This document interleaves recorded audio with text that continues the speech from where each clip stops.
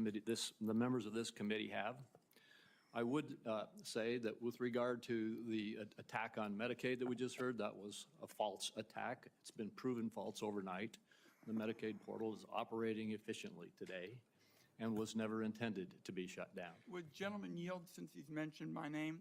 There was a significant amount of time yesterday where there was bedlam across the country over the status of the Medicaid portals. I hope it's being corrected, but there were problems all through the day.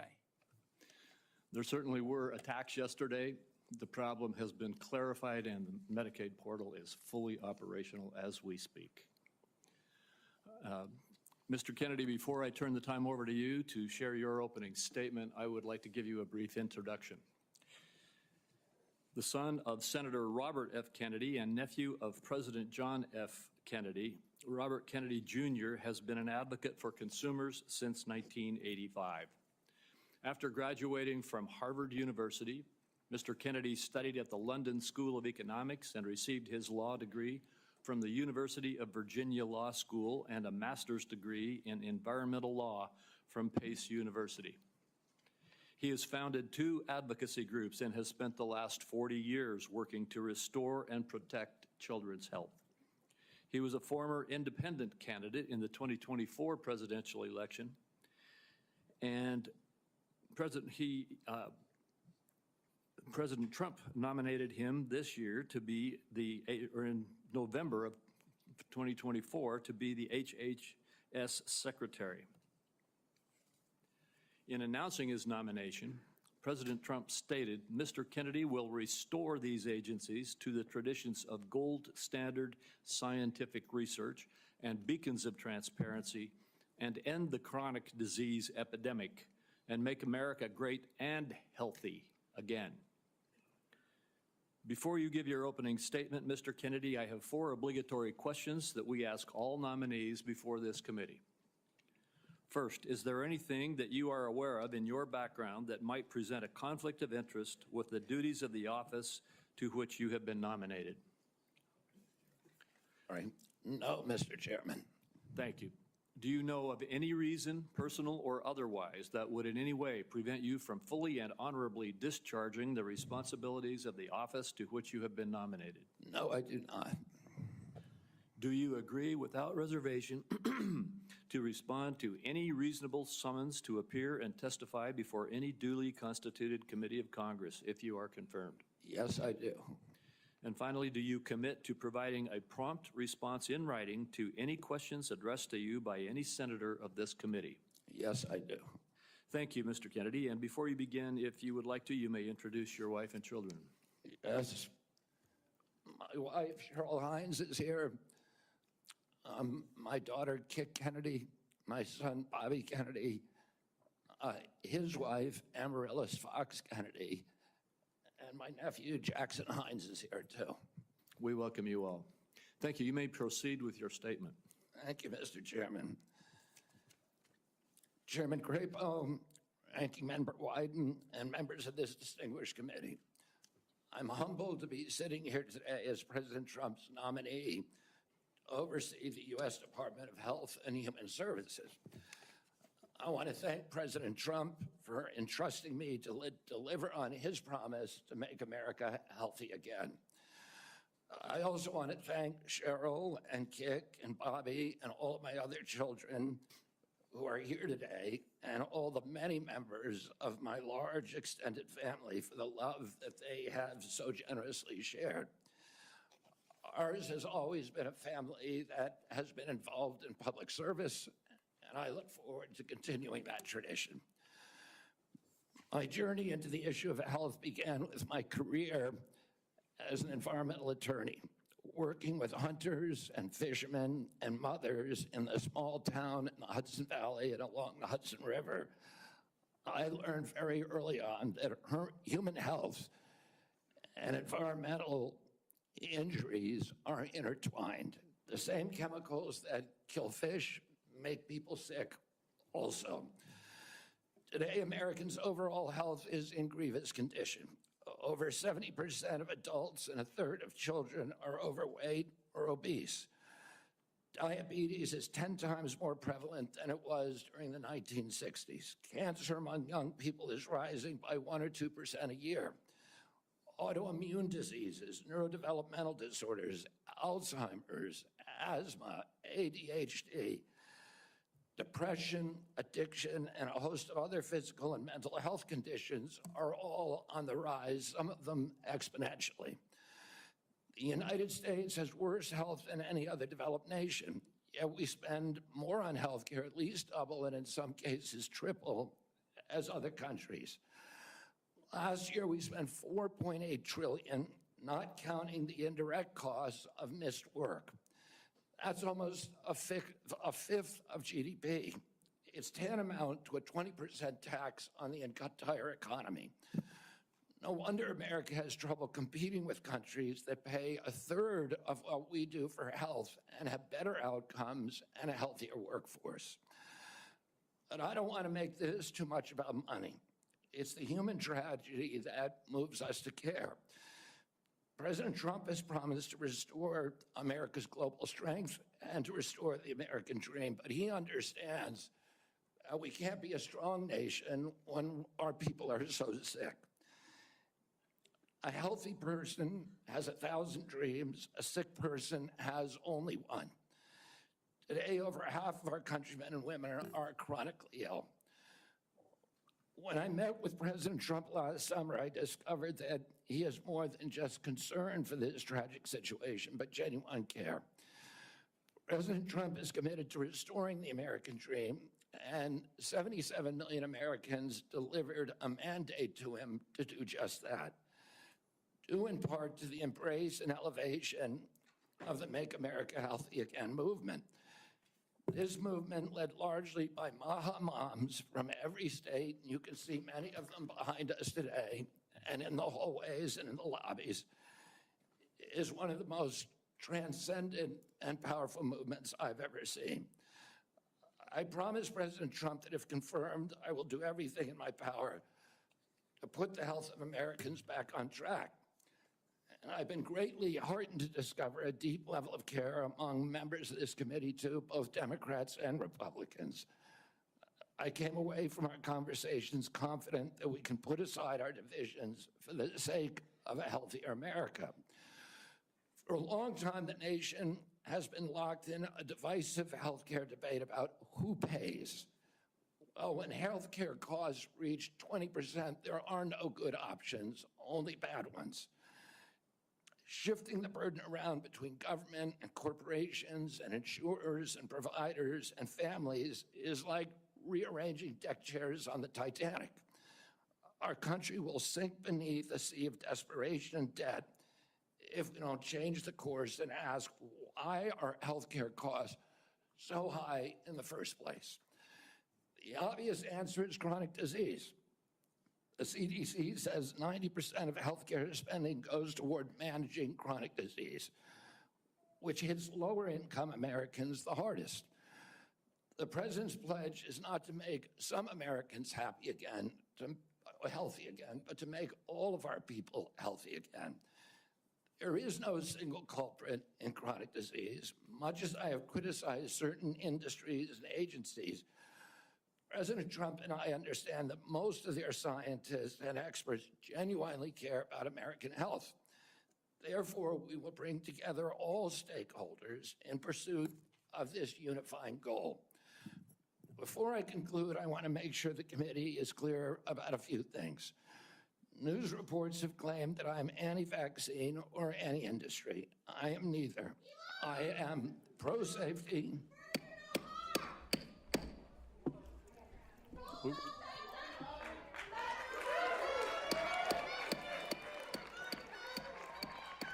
have order. Please proceed, Mr. Kennedy. I am pro-safety. I worked for years to raise awareness about the mercury and toxic chemicals in fish, and nobody called me anti-fish. And I believe that that vaccines play a critical role in healthcare. All of my kids are vaccinated. I've written many books on vaccines. My first book in 2014 The first line of it is, I am not anti-vaccine, and the last line is, I am not anti-vaccine. Nor am I the enemy of food producers. American farms are the bedrock of our culture, of our politics, of our national security. I was a 4-H kid, and I spent my summer working on ranches. I went to work with our farmers. I want to work with our farmers and food producers to remove burdensome regulations and unleash American ingenuity. MAHA simply cannot succeed without a partnership, a full partnership of American farmers. In my advocacy, I've often disturbed the status quo by asking uncomfortable questions. Well, I'm not going to apologize for that. We have massive health problems in this country that we must face honestly. And the first thing I've done every morning for the past 20 years is to get on my knees and pray to God that he would put me in a position to end the chronic disease epidemic and to help America's children. That's why I'm so grateful to President Trump for the opportunity to sit before you today and seek your support and partnership in this endeavor. I will conclude with a promise. The members of this committee, to the President, and to all the tens of millions of parents across America, especially the moms, who have propelled this issue to center stage. Should I be so privileged as to be confirmed, we will make sure our tax dollars support healthy foods. We will scrutinize the chemical additives in our food supply. We will remove financial conflicts of interest from our agencies. We will create an honest, unbiased, gold standard science at HHS, accountable to the President, to Congress, and to the American people. We will reverse the chronic disease epidemic and put the nation back on the road to good health. Thank you. Thank you, Mr. Kennedy. Mr. Kennedy, I will begin. Each of us will have 5 minutes to ask you questions, and then at the conclusion of the hearing, if there are further questions, there will be an opportunity for those questions to be submitted to you, and I ask that you respond to them promptly. Mr. Kennedy, you have emphasized the importance of nutrition in preventing and managing chronic disease, improving health outcomes, and reducing health costs. I share your interest in the relationship between our diet and our well-being. And if confirmed, I look forward to partnering with you on those efforts. Would you share with the committee why you are passionate about the nutrition-oriented disease prevention and what you have learned? Yes, Mr. Chairman. I had 11 brothers and sisters. I had dozens of first cousins. I was raised in a time where we did not have a chronic disease epidemic. When my uncle was president, 2% of American kids had chronic disease. Today, 66% have chronic disease. We spend zero on chronic disease during the Kennedy administration. Today, we spend $4.3 trillion a year. With 77% of our kids cannot qualify for military service. When I was a kid, the typical pediatrician would see one case of diabetes in his or her lifetime, 40 or 50-year career. Today, 1 out of every 3 kids who walks through her office door is diabetic or pre-diabetic.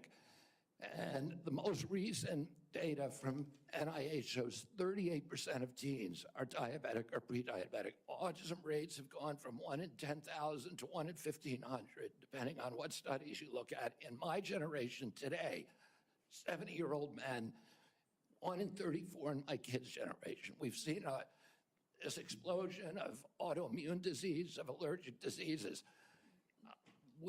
This is not just a economic issue. It's not just a national security issue. It is a spiritual issue, and it is a moral issue.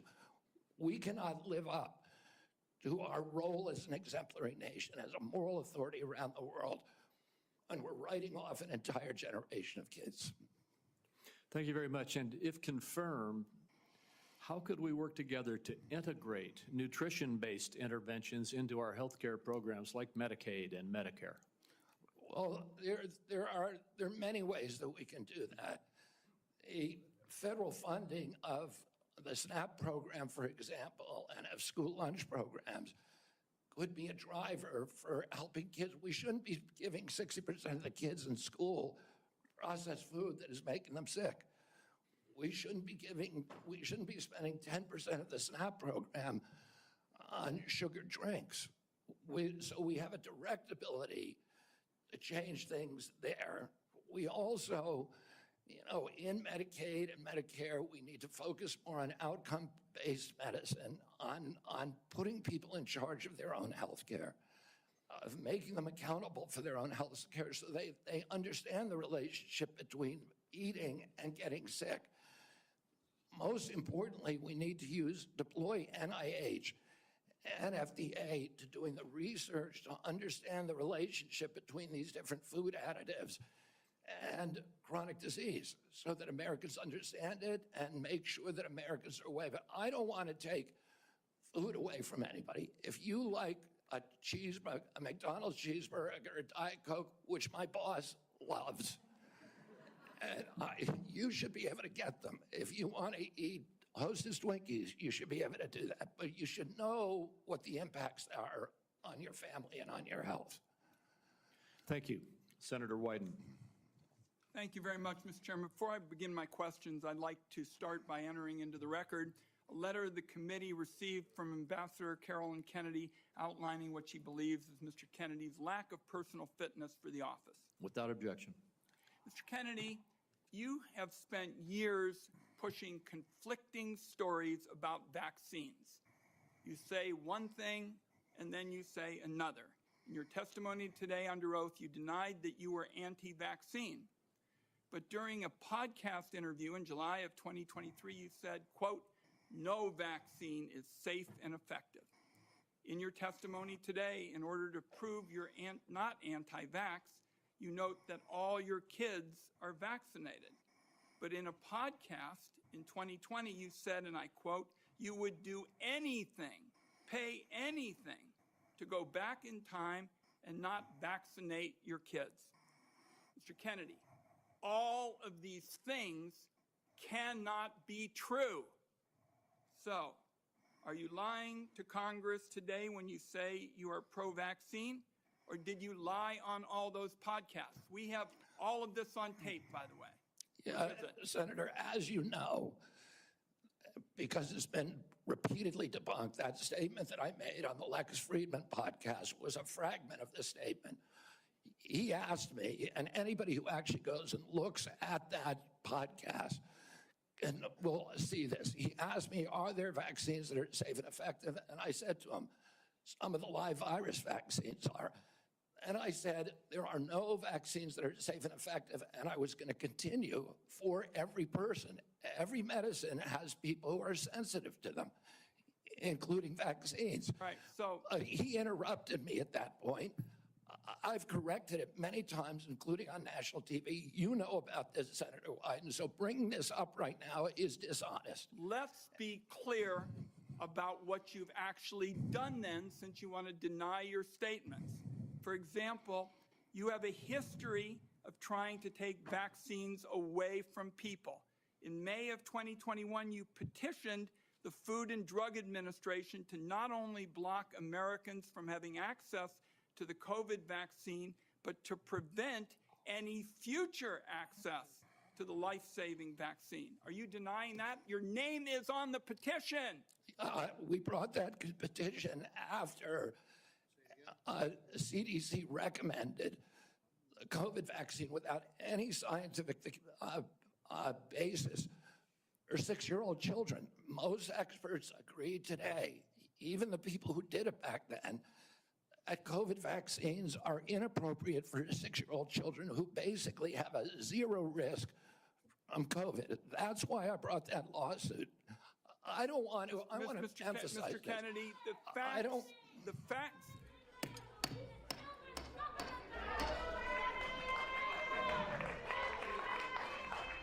committee will be in order.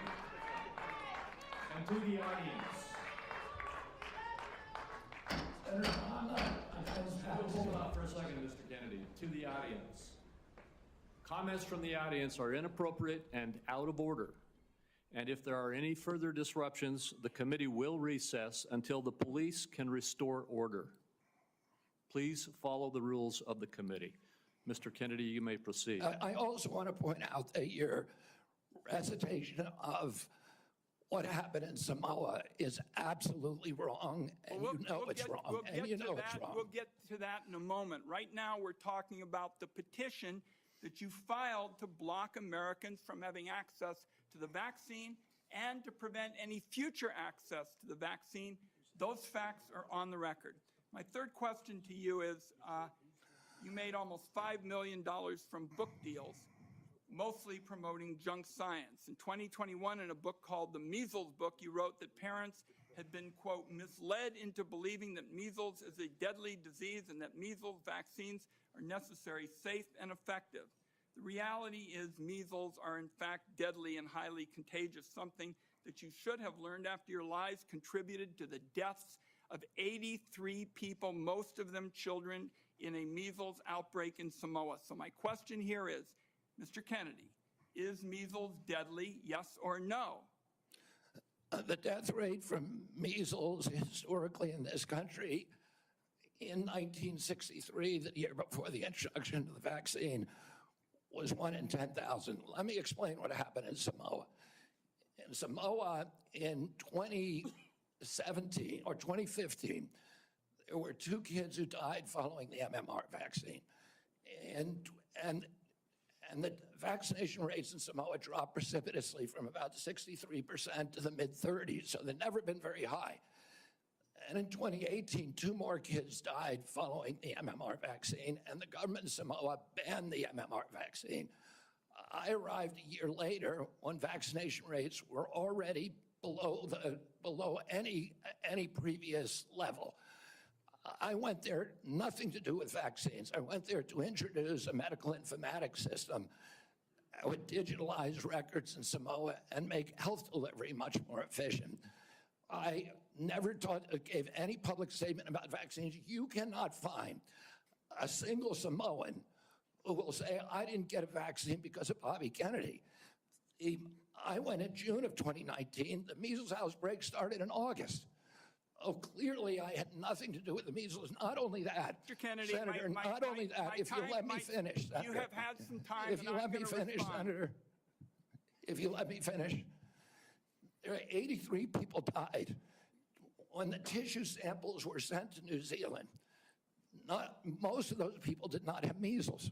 We don't know what was killing them. The same outbreak occurred in Tonga and Fiji, and no extra people died. There were 7 measles outbreaks in the 13 years prior to my arrival. I just would like to get my time back. The nominee wrote a book saying that people had been misled into believing that measles is a deadly disease. He's trying now to play down his role in Samoa. That's not what the parents say. That's not what Governor Green says. It's time to make sure that we blow the whistle on actually what your views are. At least we're starting. We need to move on. Senator, I support the measles vaccine. I support the polio vaccine. I will do nothing as HHS secretary that makes it difficult or discourages people from taking either of those Anybody vaccines. who believes that ought to look at the measles book you wrote saying parents have been misled into believing that measles is a deadly disease. That's not true. We need to move on. Senator Grassley. Welcome. I'm going to do like I did in my office. I'm just going to make some points to you. I got about 7 I want to quickly get done. And then at the end, I'm going to ask if you disagree with anything I say and then address those things you disagree with. I'll make sure I save time for you to do that. A key responsibility of each member of Congress is oversight. Oversight allows us to hold bureaucrats accountable to the rule of law, and it helps keep faith with taxpayers. I expect HHS to provide timely and complete responses to congressional oversight. Number 2, PBMs, something you and I discussed in our office. I've been working to hold pharmacy benefit managers accountable in order to lower prescription drug prices. I expect you to work with us to hold PBMs accountable, and that may even ask in your support for legislation that's before the Congress. drug pricing. Senator Durbin and I have, for a while, been trying to get a bill passed that requires price disclosures on TV ads for prescription drugs.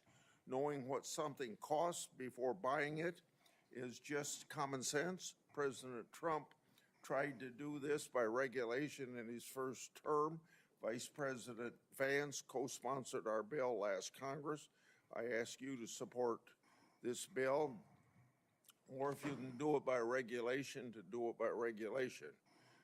On rural health care, the previous administration dragged its feet in opening up slots for rural community hospital demonstration programs.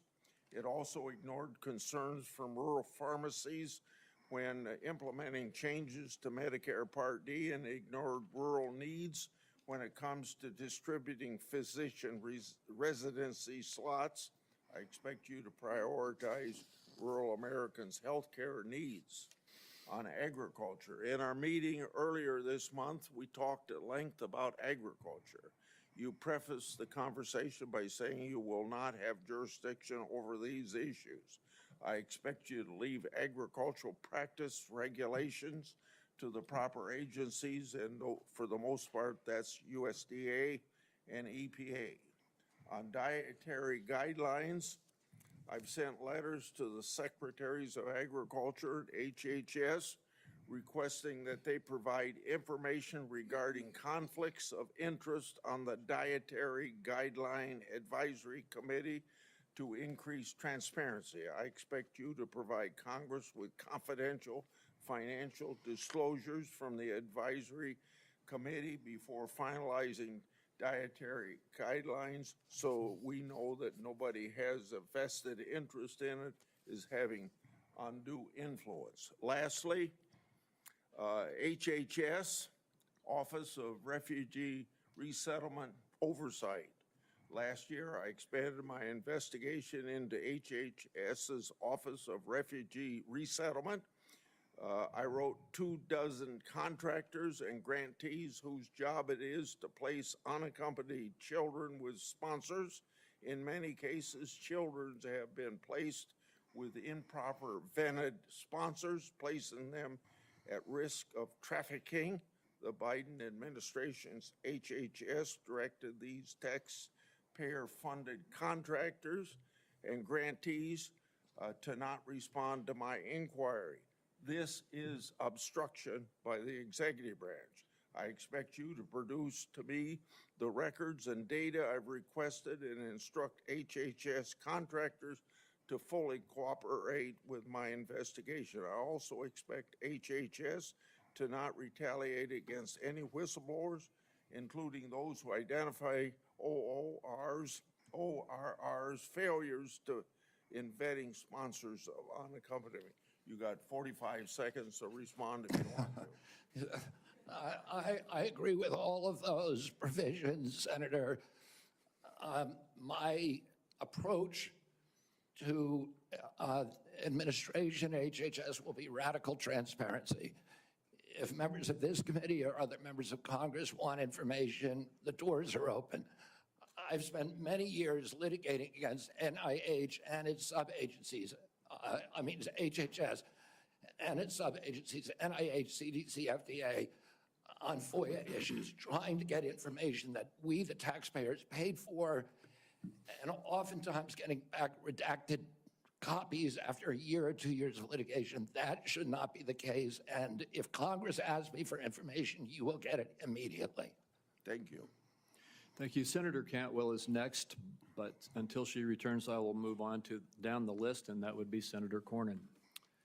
Mr. Kennedy, welcome to you and your family, and congratulations. I appreciate Senator Grassley raising the issue of the Office of Refugee Resettlement within the auspices of Health and Human Services. I think this may surprise people, but that's actually the responsibility of HHS, the Office of Resettlement Relocation. Under the previous administration, as Senator Grassley alluded, there were roughly 500,000 children, unaccompanied minors, that were placed with sponsors in the interior of the United States. The previous administration took the position that it was not the federal government's responsibility once these children were placed with these sponsors. But the New York Times, in a series of investigative stories, pointed out that tens of thousands of these children, when they tried to follow up and find out how they were doing, whether they were going to school, whether they were being trafficked or abused, there was no answer, and they took the position it was not their responsibility. So I look forward to working with you to find those children and to make sure that they're not being abused. Millions of Americans are experiencing mild to moderate mental health and substance abuse issues, yet many struggle with timely and effective access. Primary care physicians are most likely to be seeing these individuals as opposed to a specialist, and it makes it important that these individuals, primary care physicians, be trained in patient-centered care, which would strengthen the integration of behavioral health care with primary care services. Is this something that you are concerned about, something you'd be willing to work with us on in order to implement? Yes, Senator, and let me just reassure you that President Trump has personally spoken to me about locating those 300,000 children who disappeared over the last 4 years. I don't think anybody has a fully accurate number, but it's hundreds of thousands, I agree. And many of them we know have been sex trafficked and childhood slavery, and it is a blight on America's moral authority, and we need to find those kids. In terms of addiction services and substance abuse services, this is a priority for me. It was a priority for me when I was running for president during my campaign. I was a heroin addict for 14 years. I've been 42 years in recovery. I go to 12-step meetings every day, so I hear the stories every day. And I hear the many stories about denial of, or the barriers to access to care. And we need to improve that. And to answer specifically to your question, I think we can do that through GME, which is a program that is funded by HHS, that is the largest funder for medical school students. And that's one of the things for primary care physicians should understand addiction care. Addicts almost always go through a cycle where there is a moment where they hit periodic bottoms where they're ready to go into treatment. But it's fleeting and it's momentary.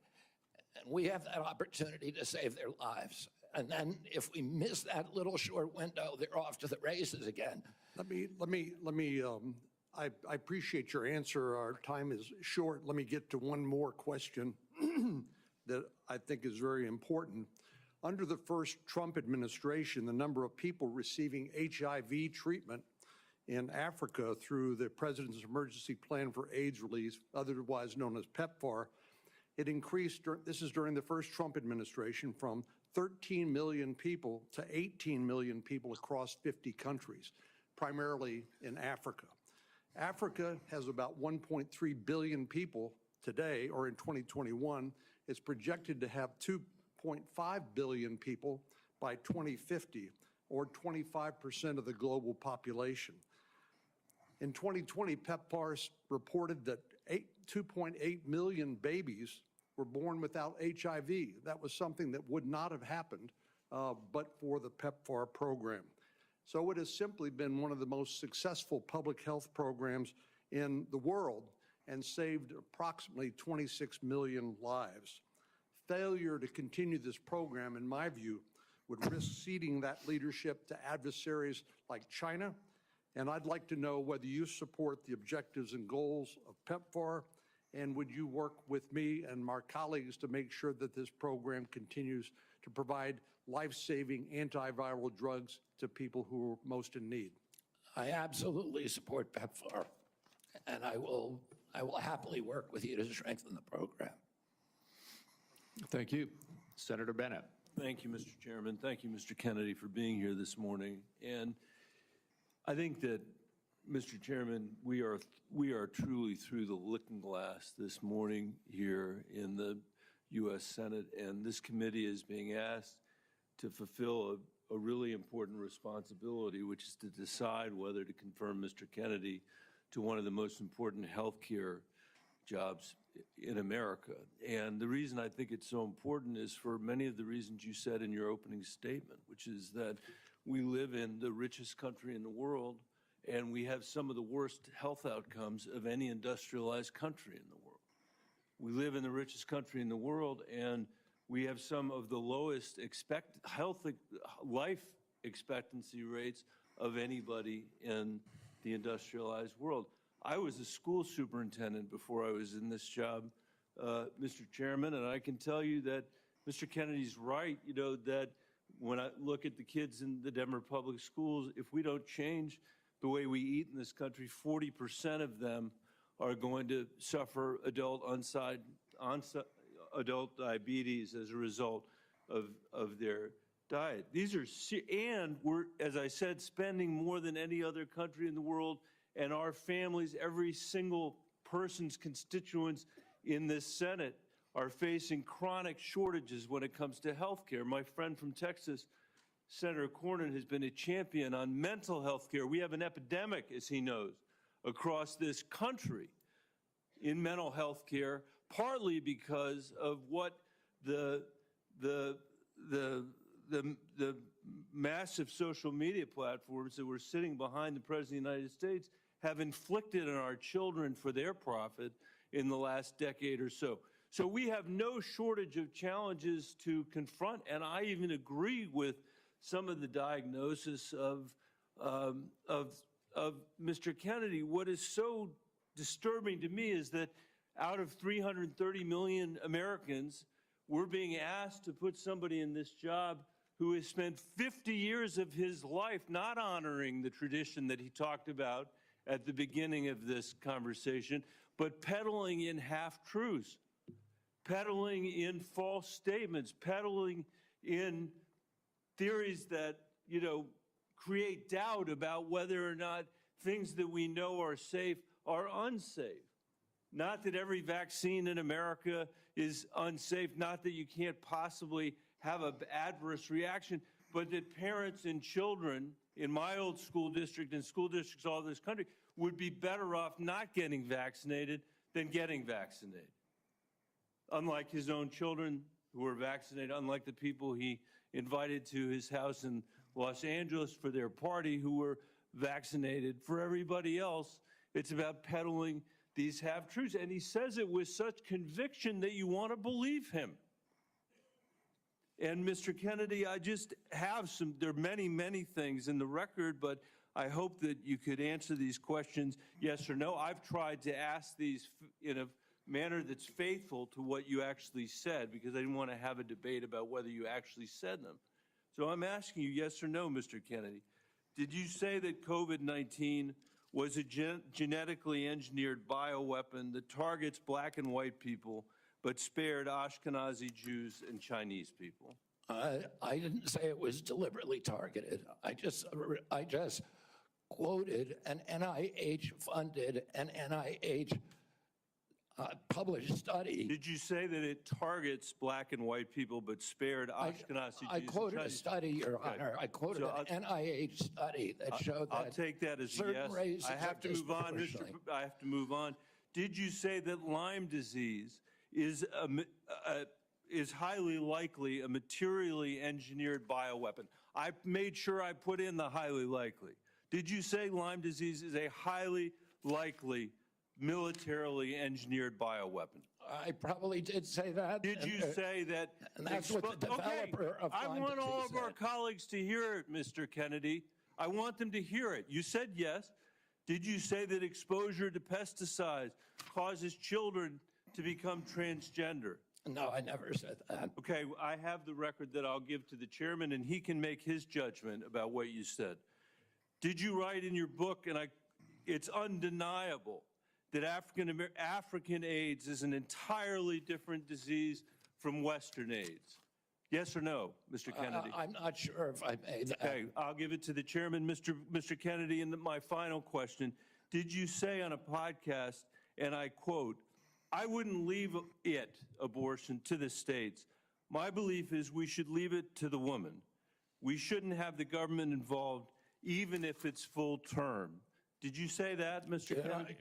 Senator, I believe that every abortion is a tragedy. Did you say it, Mr. Kennedy?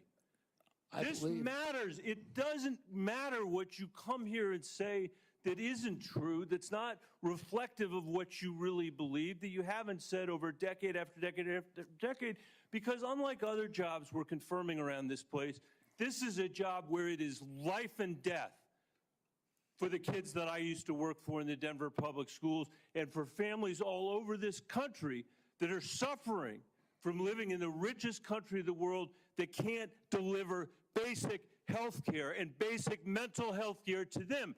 It's too important for the games that you're playing, Mr. Kennedy. And I hope my colleagues will say to the president, I have no influence over him. I hope my colleagues will say to the president, out of 330 million Americans, we can do better than this. Thank you. We need to move on. Senator Cassidy. Mr. Kennedy, President Trump has sworn to protect Medicare. Republicans are exploring reforms to Medicaid that could help pay for Trump administration priorities. With this context, what will you do about dual eligibles? About, Dual eligibles. well, dual eligibles are not right now served very well under the system. Those are people who are eligible for both Medicaid and Medicare.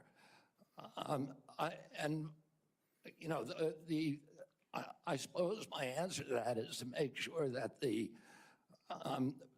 programs are consolidated, that they're integrated, and the care is integrated. I look forward to working with you, Dr. Cassidy, on making sure that we take good care of people who are Thank you. dual eligible. And how do you propose that we integrate those programs?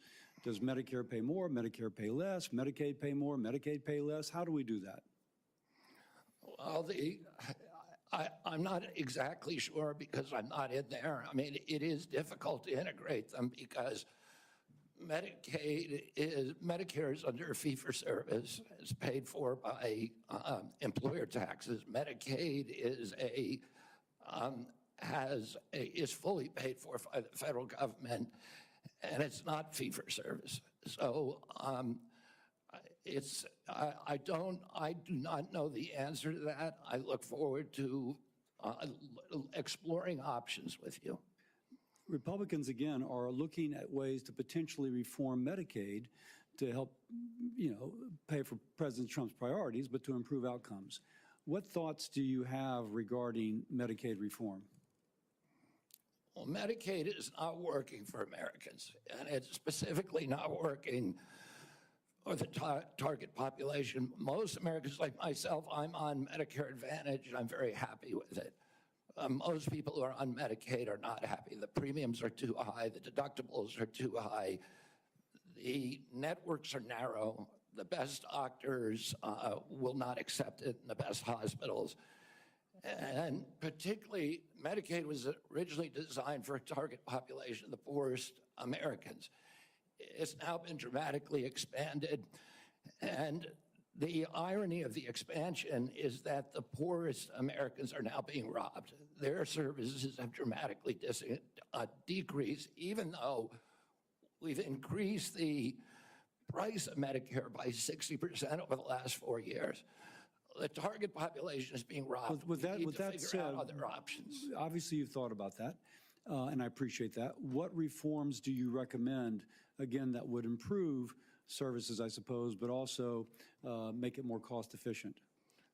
Well, President Trump has given me the charge of improving quality of care and lowering the price of care for all Americans. There are many things that we can do.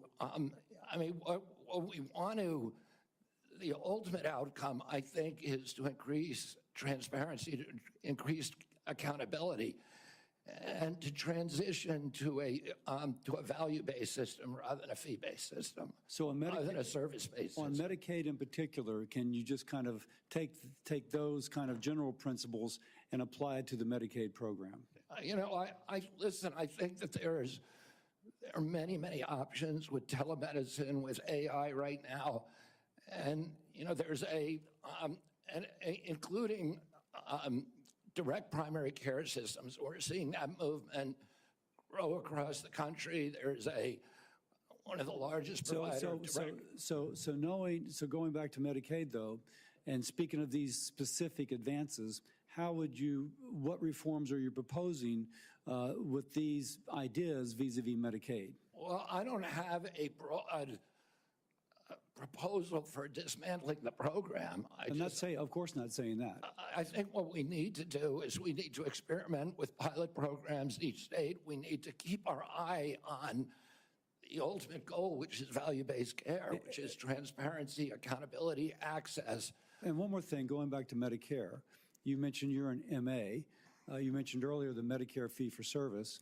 Do you have any kind of thoughts as to whether or not patients on fee-for-service should move into MA, or how should we handle that?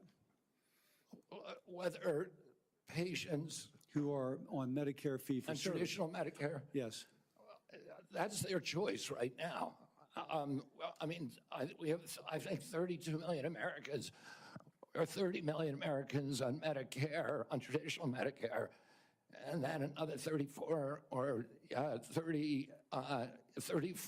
Medicare Advantage, roughly half and half. And I think more people would rather be on Medicare Advantage because it offers very good services, but people can't afford it. It's much more expensive. Oh, in answer to your first question, there are all kinds of exciting things that we can be doing, including cooperatives, which President Trump has supported, including health savings accounts, which President Trump has supported. All of these things to make people more accountable for their own health. And so we'd bring the cooperatives and the health savings accounts into Medicare and Medicaid? Exactly. We try to increase those, the use of those, and to direct primary care, to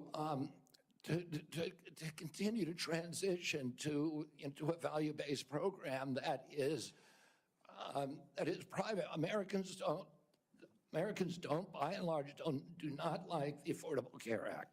People are on it. They don't like Medicaid. They like Medicare. And they like private insurance. We need to listen to what they would prefer to be on private insurance. Most Americans, if they can afford to be, will be on private insurance. We need to figure out ways to improve care, particularly for elderly, for veterans, for the poor in this country. And Medicaid, the current model is not doing that. I would ask, any of the Democrats who are chuckling just now, do you think all that money, the $900 billion that we're sending to Medicaid every year, has made Americans healthy? Do we think it's working for anybody? Are the premiums low enough? We do need to move on. Senator Warner.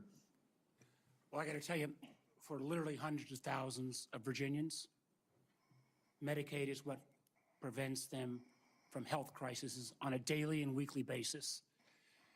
And some imaginary new plan, and if there was a new plan that was to be the basis of what Trump was going to do when repealing Obamacare, I would have thought by now we'd have seen it.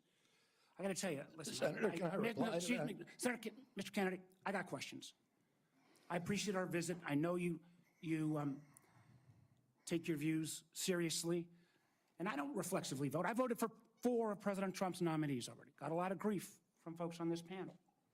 But I got to tell you, I saw an email that you put out Monday night, or your campaign did, in a fundraising email. Your presidential campaign celebrated that the freeze on all new regulations, guidance, and announcements is a way to protect unelected bureaucrats from further undermining our health freedom. Then you ask your donors to help pay for your campaign debt.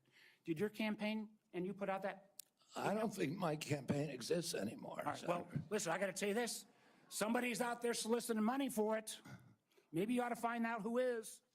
So the fact that you celebrate this freeze, do you think that was a good idea to put all of this on hold for 90 days, funding and any kind of further work, NIH research? As Chairman Crapo pointed What out. do you, I'm not asking for, I love Mike Crapo. I'm asking you. You're up very, very important position. As he pointed out, Senator, the All right, let me just- portals that were closed were not closed as a result of the Trump Let me just tell you, administration's I'd like you to purposeful explain, excuse me, policy. sir, I'd like you to explain to a domestic violence center in Richmond that's saying because this freeze, they may have to close down, where those battered women to go. Or a rural nonprofit I've got in the Shenandoah Valley who's saying that freeze is going to potentially shut down their ability to operate. So I guess if you deny or don't know what your campaign's sending out, you don't know if you raised a lot of money Monday night.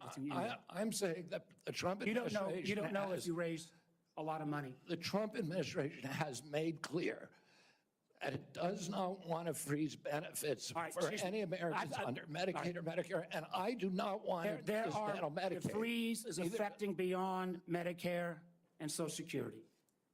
I would hope you would have known that to be able to answer some of this. Now, you've said publicly, you want to immediately get rid of 600 NIH workers on job one, on day one. When we had our meeting, you said you'd actually like to get rid of 2,200 people from HHS. Which offices are you going to start cutting and riffing these 2,200 workers from? Senator, there's 200 political appointees that are changed during every administration. So if you got rid of those 200 political appointees, you're not going to replace them with your political appointees. Well, President Biden this year changed 3,000 employees at HHS, 3,750 So at your NIH. 2,200, what departments are you going to pick them from?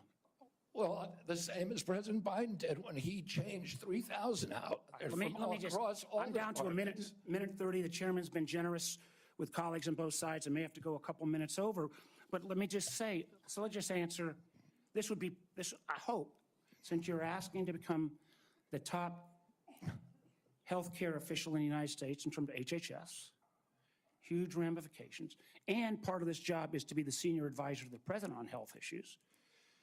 So when we're looking at this purge and we're looking at laying off workers, when we're looking at potentially the president's illegal offer to try to buy out federal employees, which I would say to any federal employees, think twice.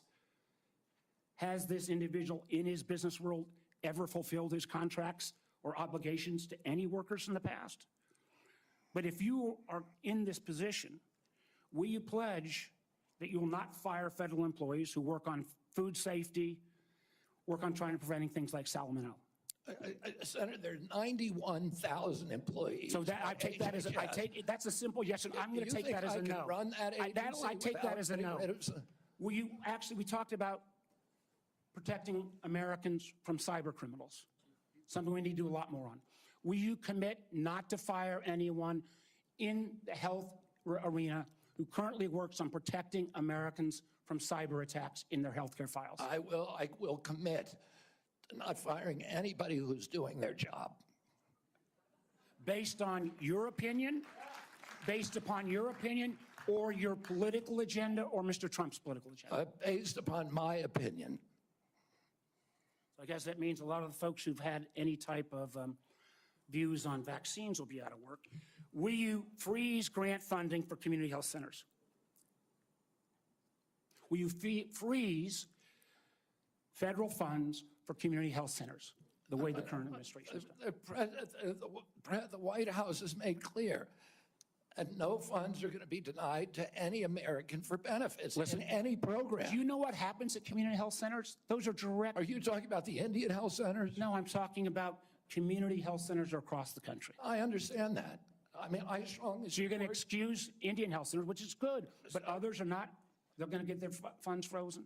I strongly support community health centers, as does the president. He So does that not mean want- you're not going to freeze the funding that is currently frozen? The White Or House work has on made freeze it? clear that none of that funding is supposed to be frozen. Sir, the direct payments are different than how the government operates.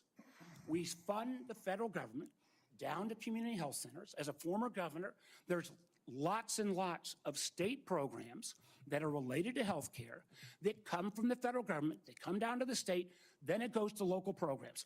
All of those don't directly pay out $1 at a time, but they come from federal funding. They are all, even though they keep changing the guidance on a minute-by-minute basis, based upon 9:45 or 10:30 or 10:45, whatever time it is today, those funds are still frozen.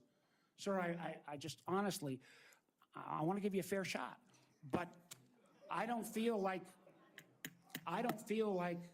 you approach this job with the knowledge and candidly your willingness not to commit. Try to recommend to the president to make sure these funds are unfrozen and that people's lives are at stake is a very disappointing answer. Thank you, Mr. Chairman. Senator Lankford. Mr. Chairman, thank you. Mr. Kennedy, it's good to see you again. We had some great visits in my office. We've done some follow-up calls to be able to go through. You and I have talked about 100 different issues and backgrounds and things. You've been able to address a lot of them today and just different questions to be able to clear up social media rumors and the things that are out there on it. So I do appreciate that. We've talked about pharmacy benefit managers. We've talked about the nursing home rule the Biden administration put down. We talked about your views on agriculture and commercial and row crop agriculture. We've talked about food issues, and you made it very, very clear. You're not going to tell Americans what to eat, but you do want Americans to know what they're eating. And I think that's a pretty fair perspective on that. I do want to talk to you about some areas that you and I have talked about as well. We have some disagreements, you and I, on the issue of life and when life begins on that. You've been very outspoken on that, and we've had some good opportunities to be able to talk about that. Title 10 is specifically in the HHS area.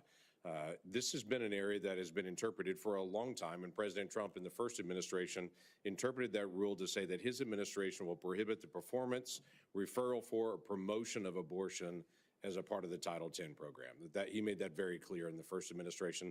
Obviously, that's his decision to make again on that, on how he wants to handle that, and he's made a lot of public statements on that. The Biden administration not only reversed that, not only rescinded that rule, but they went one step the other direction. In my state in Oklahoma, as you and I have talked about, the Biden administration cut off funding to the state of Oklahoma for AIDS testing, for breast cancer screening, and for other areas of poverty health care because my state didn't promote abortion. It wouldn't provide. If my state wouldn't promote abortion in the state, we got cut off for federal funds for AIDS testing and for other things. My simple question to you is, how are you going to handle Title 10 on that? I saw how President Biden handled that in the punitive measures that came on my state for those that are in rural health care. How are you going to handle Title 10? I'm going to support President Trump's policies on Title 10. I agree with President Trump that every abortion is a tragedy. I agree with him that we cannot be a moral nation if we have 1.2 million abortions a year. I agree with him that the states should control abortion. President Trump has told me that he wants to end late-term abortions, and he wants to protect conscience exemptions, and that he wants to end federal funding for abortions here or abroad. That's Title 10. I serve at the pleasure of the president. I'm going to implement his policies. Thank you for that. President Biden, when he came in, immediately closed down the Office of Civil Rights and Conscience Protections within HHS. There's a statement that's come out recently that he's going to reopen that office again to be able to protect the civil rights of Americans. One of the things that Javier Becerra did immediately when he came into HHS was conscience protections for medical professionals that were being compelled against their conscience to perform medical procedures that violated their conscience. Javier Becerra stepped in immediately into HHS and withdrew that and said, no, the federal government will tell you what you believe about these issues. You don't have conscience protections anymore, and refuse to protect those folks. Will you step in and say that healthcare individuals have the right of conscience again, as the federal law allows? Yeah, I mean, the first thing that occurs to me when you ask that question is what patient would want somebody doing a surgery on them that, believes that the surgery is against their conscience being forced to perform that? I don't know anybody who would want to have a doctor performing a surgery that the doctor is morally opposed to. Listen, I came from a family that was split on life and choice. I have cousins today who believe that abortion at any stage is equivalent to homicide. Now, there are other people who believe the opposite. But the good thing in my family that I really loved is that we were able to have those conversations and respect each other. And I wish that we could do that nationally. And if forcing somebody to participate in a in a medical procedure as a provider that they believe is murder does not make any sense to me. We need to welcome diversity in this country. We need to respect diversity, and we need to respect each other when we have different opinions and not force our opinions on other people. Yeah, thank you for that. The FDA, under the Biden administration, changed the rules for the chemical abortion drug and said you no longer need to see a physician. So if you have an ectopic pregnancy or all kinds of, don't even go anymore to see a physician. But they also changed an area that has been, something that's been very particular, you've talked about a lot, and that's transparency. They changed the position and said, don't tell us if there's a side effect on this drug unless she dies. But other than that, don't tell us anymore. Literally, don't give transparent information to the American people or to the women who take this drug anymore. We don't want that reported.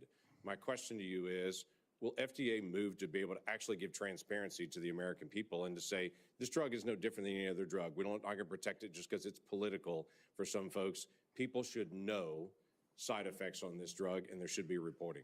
Yeah, I mean, it's against everything we believe in this country that patients or doctors should not be reporting adverse events.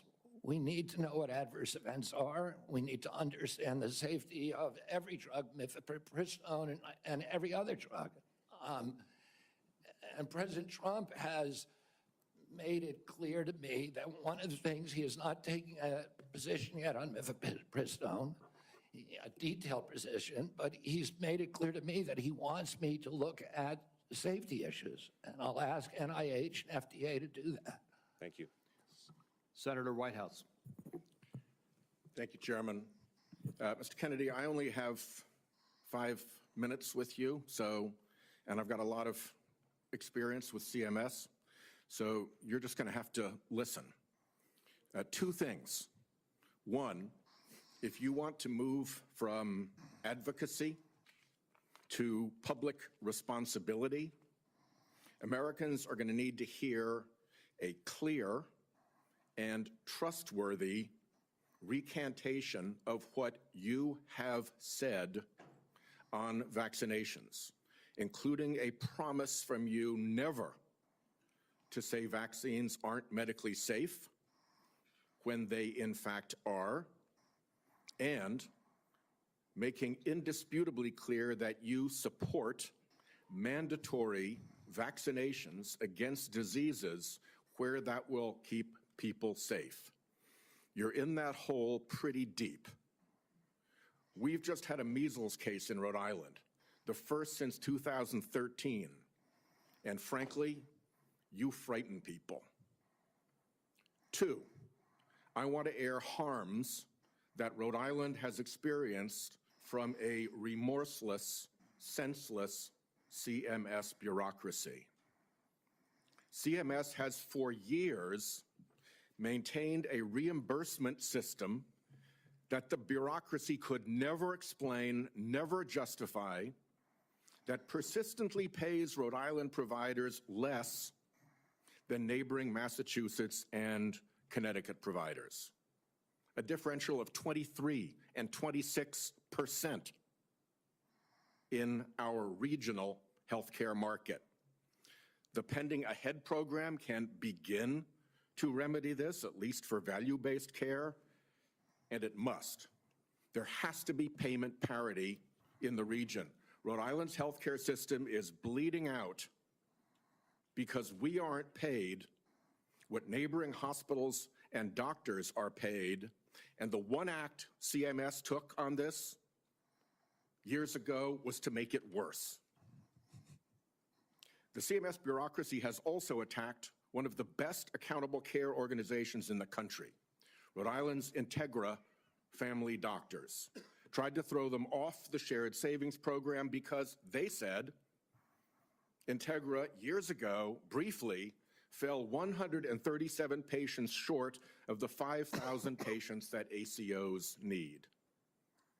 CMS wouldn't listen until a court found that to be unjustified, likely illegal, irreparable harm to this high-performing ACO and its patients, and contrary to the public interest. That must stop.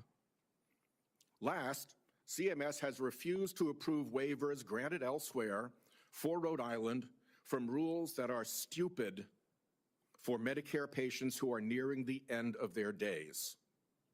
Here's what families see. Granny is home dying. She needs to transfer to a nursing home, and Medicare insists on putting her 3 days and 2 nights in a hospital. Expensive, frightening to Granny and the family, and stupid. Granny's home dying and can't get palliative and curative care together. Inhumane and stupid. Granny's home dying and can't get home care if she can still get out into the yard or be driven to see the shore, to see Narragansett Beach, say, one more time, to recall childhood memories before she dies. Inhumane and stupid. Granny's home dying and the family's exhausted. And the respite care benefit is not to send a nurse or a caregiver, but to stuff Granny in an ambulance and haul her off to a hospital. Some respite. It's all expensive, frightening, inhumane, and stupid. But the insensate CMS bureaucracy takes a court order to be awakened to the harm they cause. I have had enough. CMS should let Rhode Island try humane end-of-life care through CMMI. Let's see if it works at a state. I bet it will save money, serve families better at a very, very delicate time, and perhaps even make a model for better health care everywhere. I've said a lot. My time is out. You're welcome to respond in writing. I ask unanimous consent that the order declaring CMS's actions to constitute irreparable and illegal harm be put into the record. Without objection. Let me just respond very briefly, Senator Whitehouse. I'm an implacable enemy of tyrannical, insensate bureaucracies and stupid rules, and I will work with you to make CMS responsive to the needs of Rhode Island and to remedy those disparities that you talk about. I am familiar with the Integra Health plan, and it is the template for what we ought to be doing is a value-based plan, and I look forward to you to making sure that we create pilot programs like this. Unfortunately, that can be then reproduced around the country. Unfortunately, Mr. Chairman, one of the things I've learned in my tenure in the Senate is that a nominee saying that they're willing to work with me amounts to exactly zero. We need to get this fixed. Thank you. Well, I guess at that point, then, we will move on to Senator Daines. Mr. Chairman, thank you. Mr. Kennedy, I'm glad to see you here this morning. I listened to your opening remarks, and you mentioned that you want to make HHS the gold standard of science. I have found my engagements with you, both behind closed doors in my office, as well as listening to you publicly, to be very thoughtful and science-based. I applaud that. I thank you for that. And I realize this will likely be a very partisan vote on this committee and on the Senate floor. But let the record state there are 3 medical doctors on this side of the dais. I'm a chemical engineer. We believe in science. I'm thankful that you do too, and you made that comment in your opening remarks. I want to talk about agriculture for a moment. We talked about our common love for Montana. You've been to Montana many times. It's a wonderful state. A lot of folks have discovered it. They watch the show Yellowstone, and people are coming and moving into our state, but it's an amazing place. But as you know, agriculture is our top economic driver in Montana. We produce some of the highest quality crops, the best livestock in the country and the world. Our farmers and our ranchers are truly some of the most effective environmental stewards in ensuring we have a safe food supply chain in the world. I share your view that protecting the integrity and safety of our food supply is of utmost importance. I appreciate the research happening in places like Montana State University to help farmers produce resilient, healthy, and safe crops, as well as their agricultural practices. You mentioned you were a 4-H kid growing up. I think our 4-H kids and our FFA kids are some of the best kids in America.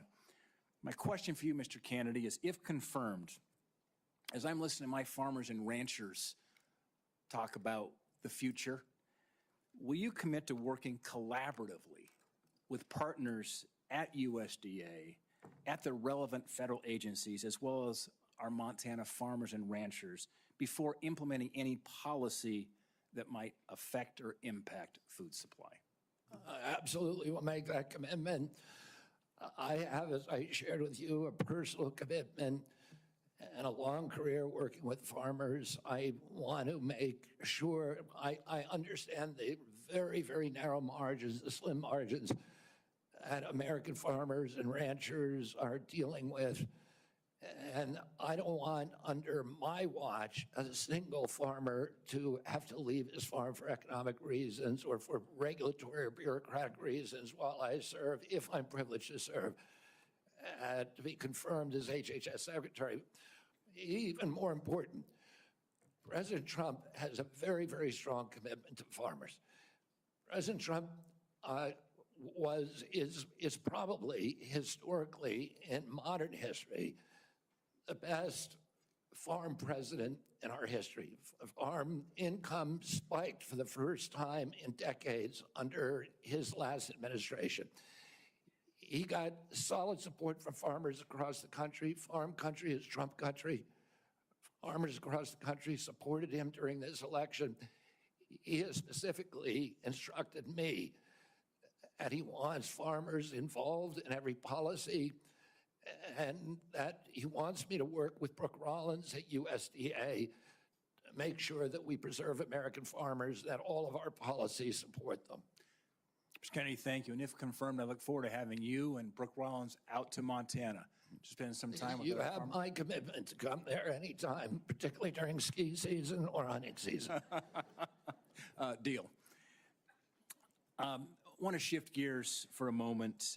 As we discussed in the meeting we had in my office, mifepristone was approved in 2000. The FDA has been under scrutiny and brought to court for failure to properly assess this drug, as well as subsequent deregulations Senator Langford described that have occurred over the past 25 years.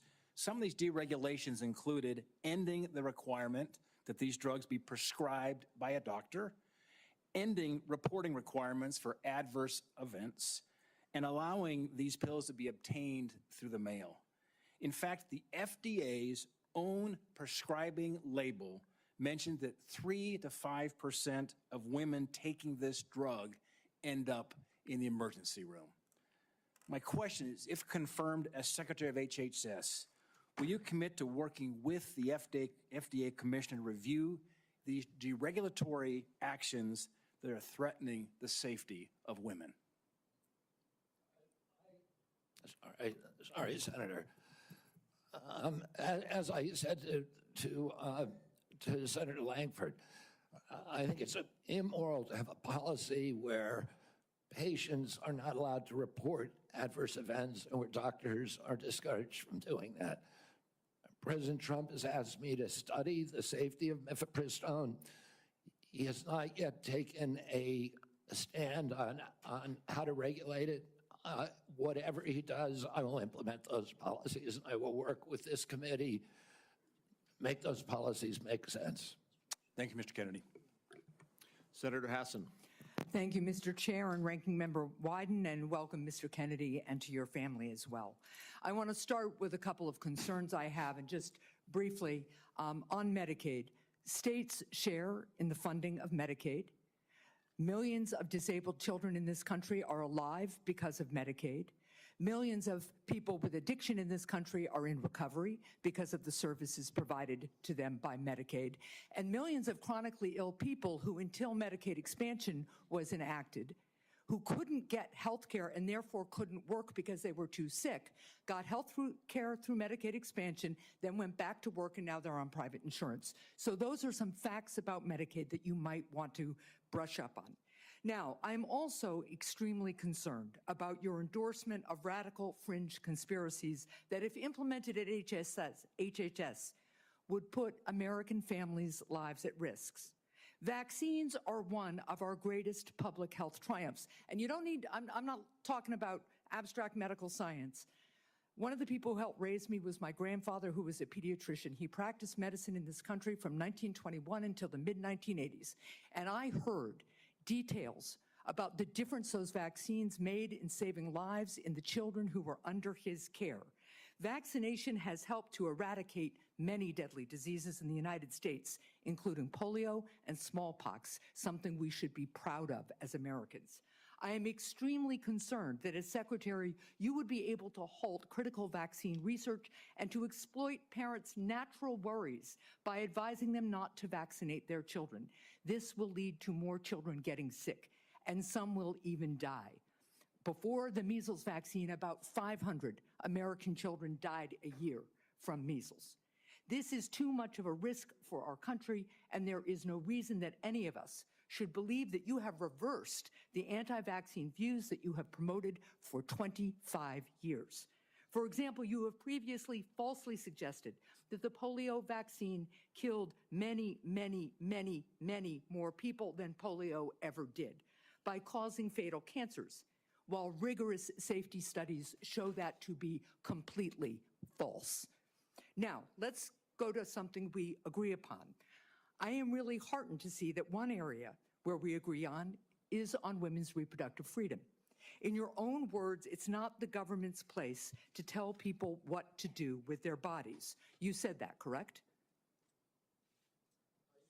Yep. Mr. Kennedy, in 2023, you came to New Hampshire and said, quote, "I'm pro-choice. I don't think the government has any business telling people what they can or cannot do with their body." So you said that, right?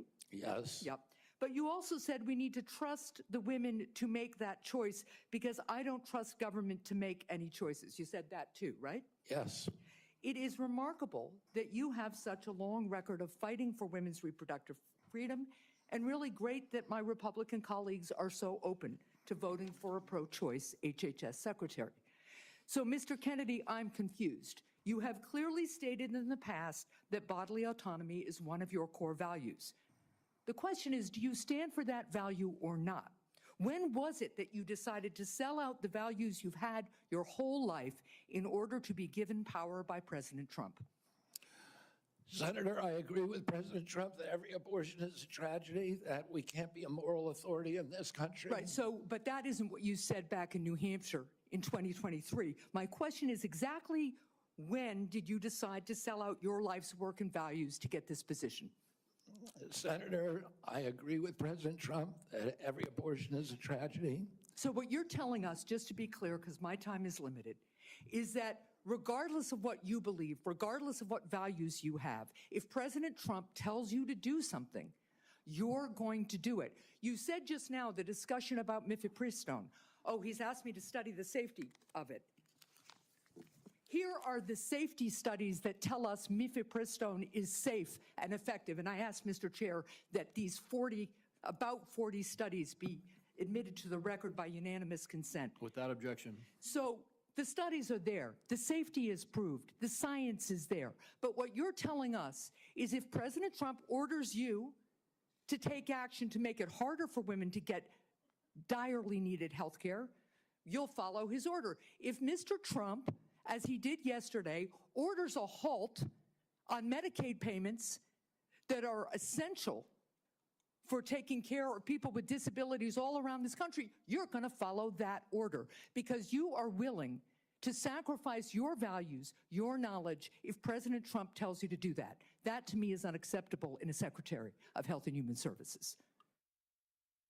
As I explained before, the White House has issued a statement saying that that policy will not deprive any American Yeah, of the benefits. problem is the White House issued that statement only after we pointed out the damage it would do, and it became politically uncomfortable for them. You know what else that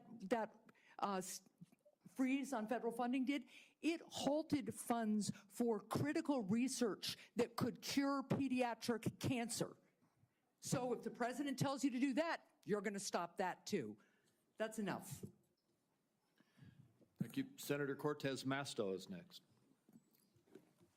Thank you. Mr. Kennedy, thank you for coming into my office and having the conversation that we did. I appreciate your passion and your belief, and you've spent years really talking about the issues that matter to you, and I appreciate that. Let me ask you a couple of questions, though I just need some clarification. Right now, there's a 40-year-old law that requires hospital ERs accepting payment from Medicare to actually provide emergency care to patients. So let's say a woman experiencing a life-threatening condition like a heart attack goes to the ER.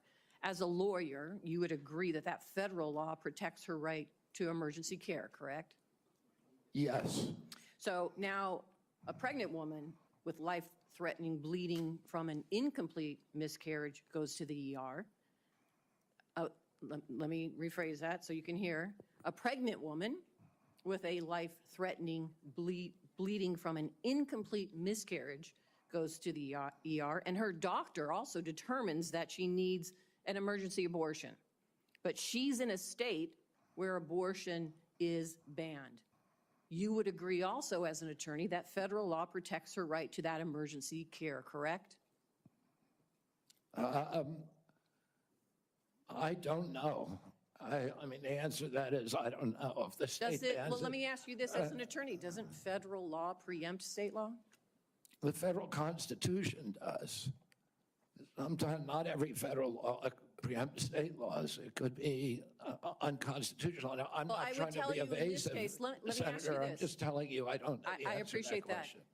But what authority do you have over this as the director of HHS? What authority do I have? Yeah, to enforce the law. In what regards? To make sure that a hospital that receives payment from Medicare is ensuring that they're providing the necessary emergency care to patients when they present. It's actually the EMTALA law. So what authority as HHS director do you have with respect to EMTALA? My understanding is that I have budgetary power and that it's pretty much limited to that. But if you tell me I have another authority, I don't even think that Well, let me tell you, we you have do. a law enforcement branch at HHS. Actually, you do, and that's CMS. CMS actually investigates complaints of EMTALA violations, as well as the Health and Human Services Inspector General, who, by the way, was just recently fired by Donald Trump. So you will be enforcing EMTALA laws, and it's important that you understand their impact and don't play politics with the patient presenting at the ER based on a position that this administration has taken. Let me ask you another question.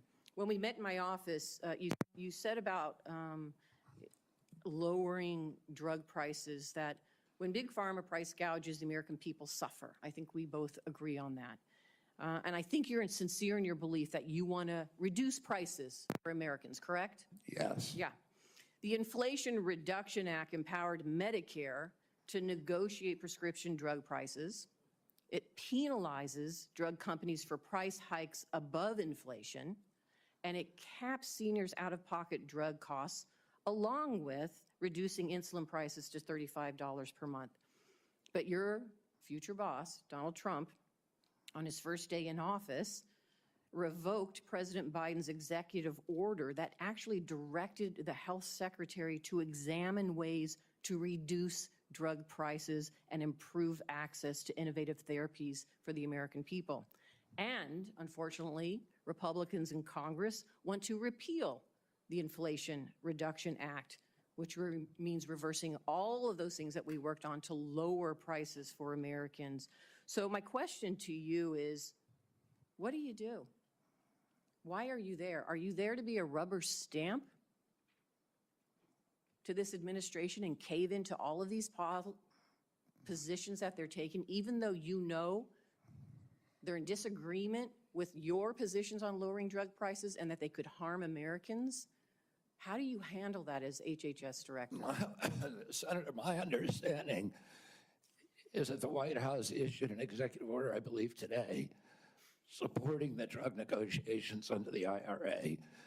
President Trump was very aggressive during his first term about negotiating drug prices. He has instructed me, and I've met with him repeatedly on as that we need lower prices than seniors in this country, and So let me ask others you, are. let me ask you this, because I only have so much time. So we've already negotiated lowering prices for 10 drugs with Big Pharma. And Big Pharma, by the way, opposes this. They have not only are asking for a pause, they have filed lawsuits, but we've already negotiated the first 10 drugs. And we want to expand it to the next 10 to 15 that the Biden administration has put forward. Would you agree and continue that path of really mandating that Big Pharma come to the table and negotiate drug prices for Medicare so we can lower those prices for Americans? My understanding is that the executive order that was issued today, which I haven't seen, but I've read a summary. Well, let me ask you this then, because you keep citing the Trump administration and you're just going to follow what they say. Is that what you're doing? You're just a rubber stamp for them in this position? So anybody, Trump. so it doesn't matter that you're before us. It could be anybody coming before us as long as they're a rubber stamp for this administration and disregarding your beliefs and what you think. I guess my question to you is, if it really is fundamental to what you believe, how do you live with that? How do you address those issues as you're moving forward, You want me to knowing answer that the it's going to question, harm Senator? Americans? Yeah. You want me to answer the question? No, I'm asking you. Okay. President Trump has asked me to end the chronic disease epidemic and make America healthy again. And I'm So in a is that unique the only reason position. why you're at HHS? Is that the Excuse only me? reason why then you're at the HHS, to address that one issue? President Trump has asked me because I'm in a unique position to end that. And that is what I'm doing. And if we don't solve that problem, Senator, all of the other disputes we have about who's paying, and whether it's insurance companies, whether it's providers, whether it's HMOs, whether it's patients or families, all of those are moving deck chairs around on the Titanic. Our ship is sinking. Our 60% increase in Medicaid over the past 4 years is the biggest budget line now, and it's growing faster than any other. And no other nation in the world has what we have here. No other nation has a chronic disease. We have the highest chronic disease burden of any country in the world. We had, during COVID, we had 16% of the COVID deaths in a country. We only have 4.2% of the world's population. We had a higher death count than any country in the world. And when CDC was asked why, they said it's because Americans are the sickest people on earth. The average person who died from COVID, American, had 3.8 chronic diseases. This is an existential threat economically, to our military, to our health, to our sense of well-being. And it is a priority for President Trump. And that's why he asked me to run the agency. And if I'm privileged to be confirmed, that's exactly what I'll do. Senator Barrasso. Thanks so much, Mr. Chairman. Mr. Kennedy, thank you for taking time to visit with me in my office prior to today's hearing to talk about a lot of the important issues affecting healthcare in my home state of Wyoming, as well as the nation. I appreciate your willingness to serve our country. During our meeting, we discussed the challenges that healthcare providers and patients are facing in rural America. Financial obstacles facing rural hospitals, workforce shortages, issues of OBGYN, and then new regulations that are painful that have come out of the Biden administration are hurting our ability to provide nursing home staffing. So let me start, if I could, with rural hospitals and the closures of hospitals like that. There are a lot of challenges facing hospitals in rural communities and frontier areas. We have 33 hospitals in Wyoming. 26 are really located in various locations, often hard to get to. Weather impacts them. 6 of the hospitals are at risk of closing. 2 are at immediate risk of closing in the next 2 years. 10 have had to cut available services. And this is a concern of rural hospitals in both Republican and Democrat states. Either way, bipartisan. critical that the workforce challenges, financial challenges that we're facing are addressed. Can you commit to working with us on a plan to address the critical nationwide issue of rural health care? Yes, yes, Senator. And I would say that during my visits, I visited almost 60 senators so far. And the most common unifying, I would say, issue among both Democrats and Republicans, there were two. One was PBM reform, and the other is rural hospitals. And, you know, our nation made a commitment over 100 years ago to put up a hospital within 30 miles of every American. We generally succeeded in doing that. It's absolutely critical. It's life-saving.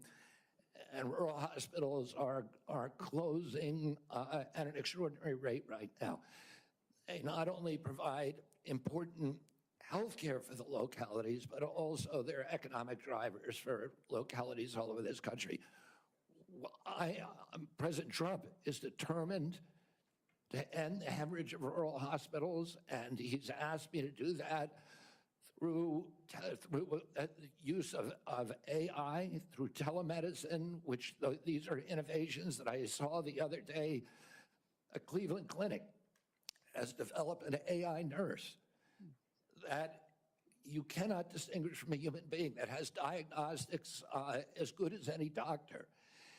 And we can provide concierge care to every American in this country, even the remote parts of Wyoming, Montana, Alaska, et cetera. We also have opportunities at HRSA and at the GME to finally live up to GME's mission of providing personnel to rural hospitals. And I intend to use all of my power, because I've seen the priority that is given by both Democrats and Republicans on this committee. I intend to make that a priority if I'm privileged to be confirmed. Well, I appreciate it, because often with financial strains on a local hospital, one of the common services to be cut in rural hospitals is maternity services. So now we have women in Wyoming having to drive over 100 miles to access care. 13 counties in Wyoming don't have access to OB. And we're talking counties larger than the states of Vermont, New Hampshire, Rhode Island, Connecticut, New Jersey, Delaware, counties larger than those whole states. So will you commit to working with my office to find solutions to help address these specific maternal health challenges in rural America? Yes, Senator, I look forward to it. Another issue we specifically spoke about with this harmful Biden administration rule that have really been bad for our rural nursing homes. And it's a rule that would triple the registered nurse requirements in nursing homes.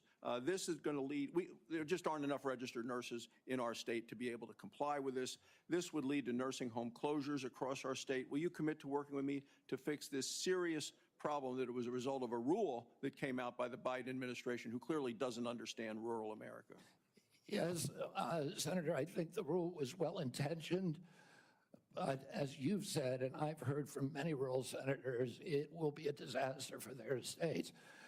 Some of the nursing homes, these are staffing rules that require 24-hour staffing by medical professionals.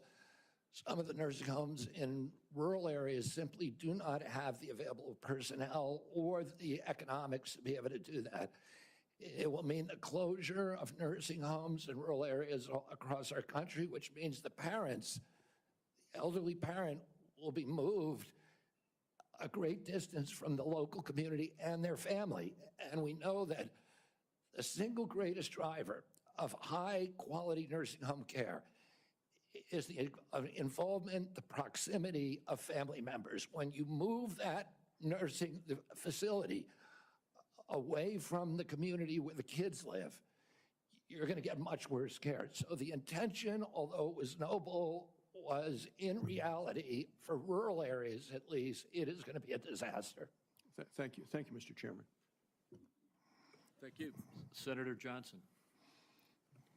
Mr. Kennedy, welcome. Thank you for being here. Thank you for your decades-long advocacy for a clean environment, for children's health.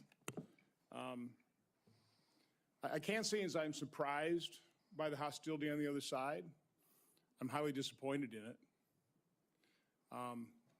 don't know if you remember when you called me up and you were contemplating setting your political differences aside, joining forces with President Trump on an area of agreement, addressing chronic illness, trying to find the root cause of all these problems facing this nation. My first response was, Bobby, this is an answer to my prayers. We need to get to the answers of this, but even more, we need to heal and unify this divided nation. I'm not necessarily the most optimistic guy because we've got enormous challenges facing this nation, but I thought, wow, here's somebody from the left, somebody I don't agree with on many issues politically, coming together with President Trump and focusing on an area of agreement, something that the American people desperately want. Finding out the answers. What has caused autism? What is causing chronic illness? Ms. Kennedy, I think I've come to know what's in your heart. I think I know the personal and political price you've paid for this decision. I want to say publicly, I thank you for that. I truly appreciate what you're doing here. Can't we come together as a nation and do this? Can we do? Aren't you getting tired of this? I'm getting tired of this. So again, Ms. Kennedy, I need to enter in the record. These are just 11 letters of support signed by 63,000 people, thousands of doctors. From the American Association of American Physicians and Surgeons, Independent Medical Alliance, the North Carolina Physicians and Freedom Group, Governor Jeff Landry from Louisiana. These are Americans, nonpartisan. A lot of these people, I know because I've advocated with you. A lot of them are Democrats. They put their political differences aside. So, Mr. Chairman, I'd like to enter this in the record. Without objection. I also do want to, Mr. Kennedy, as long as I have you here, I've written over 70 oversight letters to the federal health agencies under the Biden administration. I've virtually gotten squat out of them, okay? What I get is we get, for example, 50 pages of Anthony Fauci's emails redacted. Oh, by the way, the latest one was 17 pages. Instead of issuing a health alert on the myocarditis they knew was impacting young men early in 2021, instead of issuing an alert on the Health Alert Network, they developed 17 pages of talking points. This was given to the public under a FOIA request. They had to go to court. They've got a new way of redacting. They don't black things out. They just give you white pages, so you don't even know what they have redacted.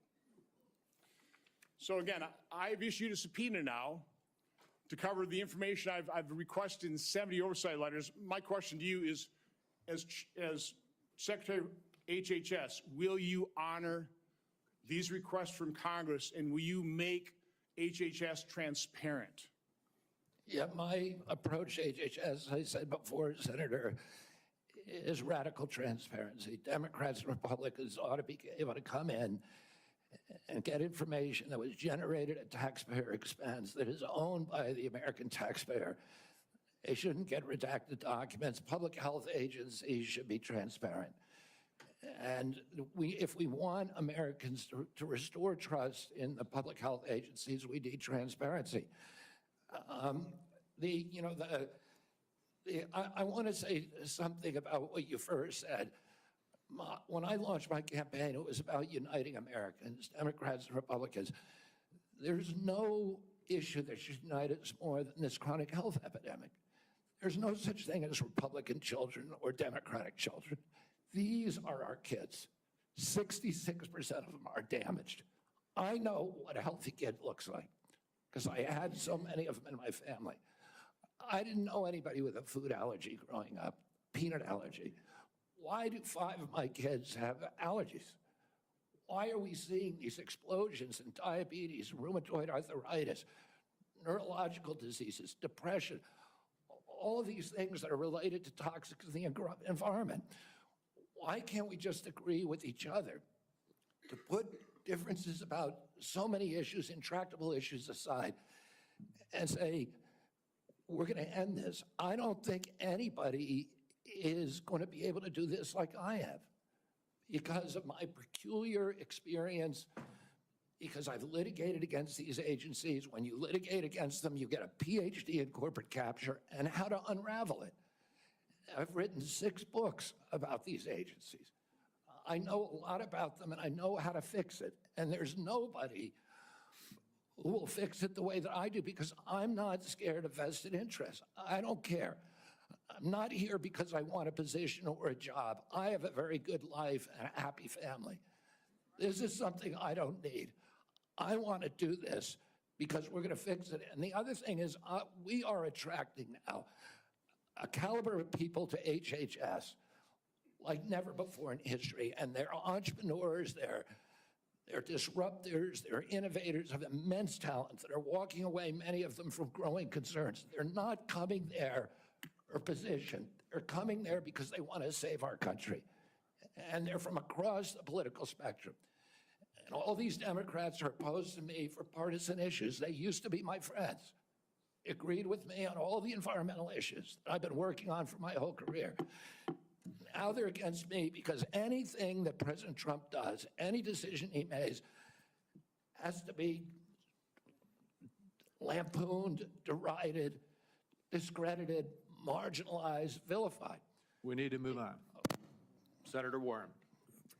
Thank you, Mr. Chairman. So, Mr. Kennedy, I want to start with something that I think you and I agree on, and that is that Big Pharma has too much power in Washington. You've said that President Trump asked you to, quote, clean up corruption and conflicts. Sounds great. You've said that you will, quote, slam shut the revolving door between government agencies and the companies they regulate. That also sounds great. So here's an easy question. Will you commit that when you leave this job, you will not accept compensation from a drug company, a medical device company, a hospital system, or a health insurer for at least 4 years, including as a lobbyist or a board member? Can you just repeat the last part of the question? Can I commit You're to not what? going to take money from drug companies in any way, shape, or form. Who? Me? Yes, you. Oh. Yeah, I'm happy to commit to that. Okay, good. That's what I figured. I said it's an easy question to start with. And I think you're right on this question. I don't think any of them want to give me money, by the way. Let's keep going. You're right because to say yes, because every American has the right to know that every decision you make as our #1 health officer is to help them and not to make money for yourself in the future. So I want to talk more about money. I'm looking at your paperwork right now. In the past 2 years, you've raked in $2.5 million from a law firm called Wisner Baum. You go online, you do commercials to encourage people to sign up with Wisner Baum to join lawsuits against vaccine makers. And for everyone who signs up, you personally get paid. And if they win their case, you get 10% of what they win. So if you bring in somebody who gets $10 million, you walk away with $1 million. Now, you just said that you want the American people to know you can't be bought. Your decisions won't depend on how much money you could make in the future. You won't go to work for a drug company after you leave HHS. But you and I both know there's another way to make money. So, Mr. Kennedy, will you also agree that you won't take any compensation from any lawsuits against drug companies while you are secretary and for 4 years afterwards? Well, I'll certainly commit to that while I'm secretary. But I do want to clarify something because you're making me sound like a shill. I put together that case. I did the Science Day presentation to the judge on that case to get it into court, the Daubert hearing. Mr. Kennedy, it's just a really simple question. Yeah, You've taken in $2.5 million. I want to know if you will commit right now that not only will you not go to work for drug companies, you won't go to work suing the drug companies and taking your rake out of that while you're secretary and for 4 years after. It's just. I'll commit to not taking any fees from drug companies while I'm secretary. I'm asking about fees from suing drug companies. Will you agree not to do that? You're asking me to not sue drug companies, No, and I'm not going to agree to that, you can sue Senator. drug companies as much as you want. I'm not going to agree to not sue drug companies or anybody. So let's do a quick count here of how, as Secretary of HHS, if you get confirmed, you could influence every one of those lawsuits. Well, let me start the list. You could publish your anti-vaccine conspiracies, but this time on U.S. government letterhead, something a jury might be impressed by. You could appoint people to the CDC vaccine panel who share your anti-vax views and let them do your dirty work. You could tell the CDC vaccine panel to remove a particular vaccine from the vaccine schedule. You could remove vaccines from special compensation programs, which would open up manufacturers to mass torts. You could make more injuries eligible for compensation even if there is no causal evidence. You could change vaccine court processes to make it easier to bring junk lawsuits. You could turn over FDA data to your friends at the law firm, and they could use it however it benefited them. You could change vaccine labeling. You could change vaccine information rules. You could change which claims are compensated in the vaccine injury compensation program. There's a lot of ways that you can influence those future lawsuits and pending lawsuits while you are Secretary of HHS. And I'm asking you to commit right now that you will not take a financial stake in every one of those lawsuits so that what you do as secretary will also benefit you financially down the line. I'll comply with all the ethical guidelines. That's not the question. You and I, you have said You're asking me, Senator, you're asking me not to sue vaccine pharmaceutical companies. Yeah, you are. That's exactly what you're doing. Look, no one should be fooled here. As Secretary of HHS, Robert Kennedy will have the power to undercut vaccines and vaccine manufacturing across our country. And for all of his talk about follow the science and his promise that he won't interfere with those of us who want to vaccinate his kids, the bottom line is the same. Kennedy can kill off access to vaccines and make millions of dollars while he does it. Kids might die, but Robert Kennedy can keep cashing in. Senator, I support vaccines. I support the childhood schedule. I will do that. The only thing I want is good science, and that's it.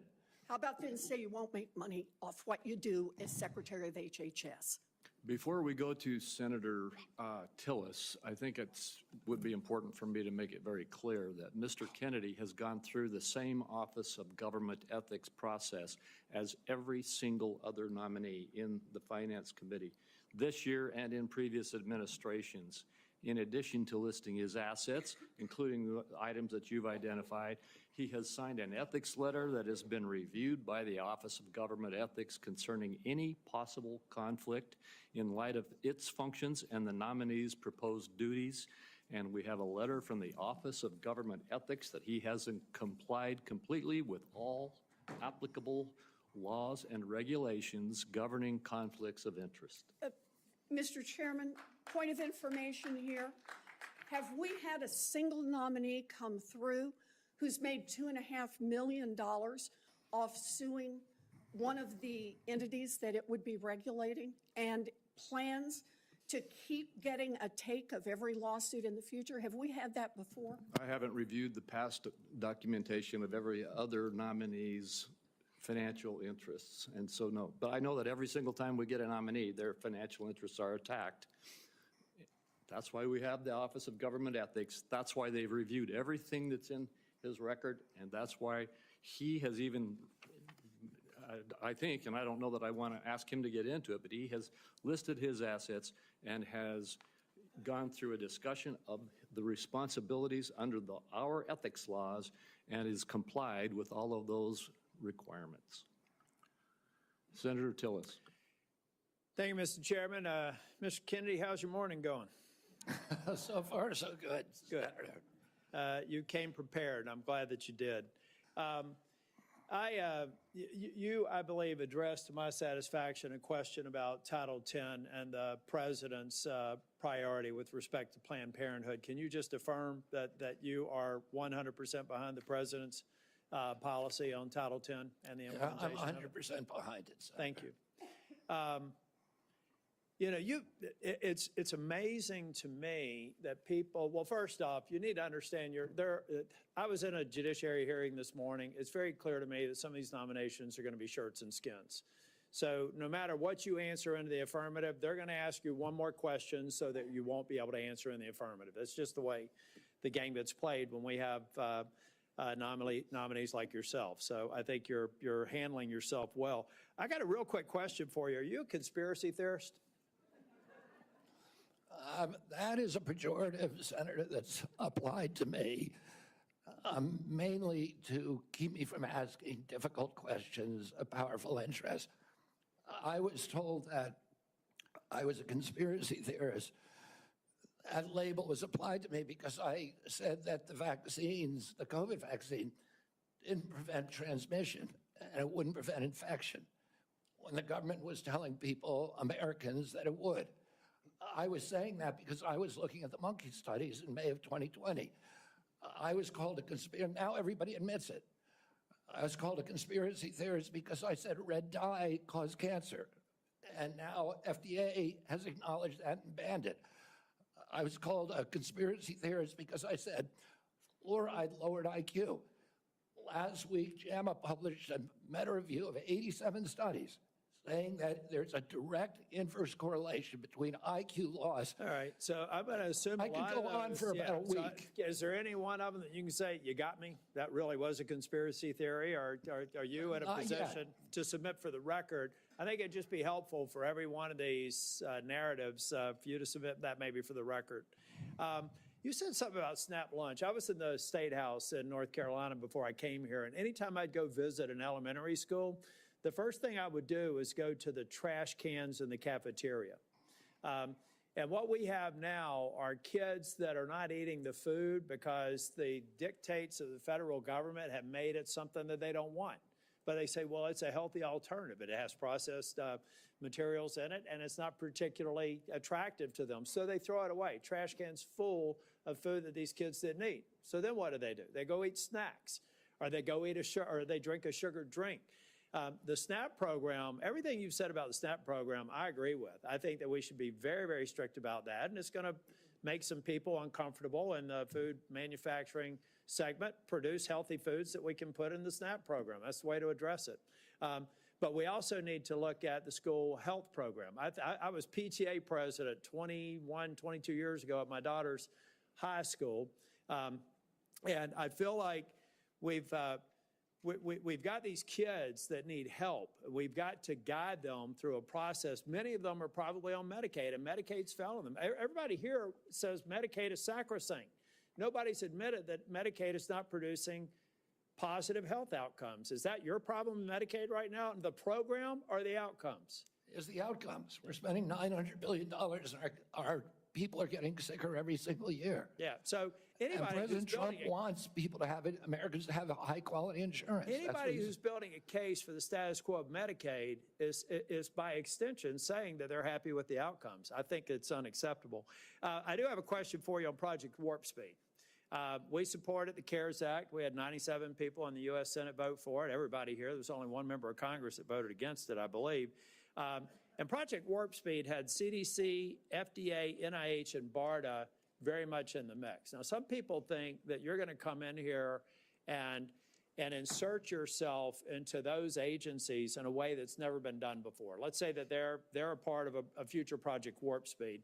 Is it your intent to go in and do something that's never been done before based on my staff's research and insert yourself in a discussion that the scientists are dealing with in those different agencies?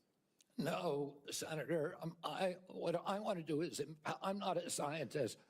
I want to empower scientists. I want to make sure that science is unobstructed by vested or economic interests. That's good. Or by bad culture. And I'll just say about Operation Warp Speed, it was an extraordinary accomplishment, demonstration of leadership by President Trump.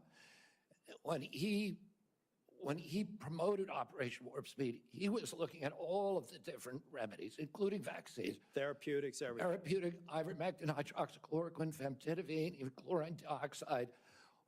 And he was not looking at shutting down our country for the year, forcing people to wear masks for a year, forcing all social distancing that did not have any scientific basis, which Dr. Fauci has now acknowledged. He said, we took it out of thin air.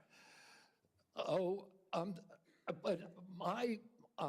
all of those changed during the Biden administration. And it became very narrowly focused. We ended up with the worst, the highest death count of any country in the world. Mr. Chair, if I can just ask one final question, and I think it's a one-word answer. I've heard a lot of people complaining about health care delivery, Medicaid. On the other side of the dais here, who's been responsible for health care policies over the last 4 years? The Biden administration. I mean, the president, the Biden, okay.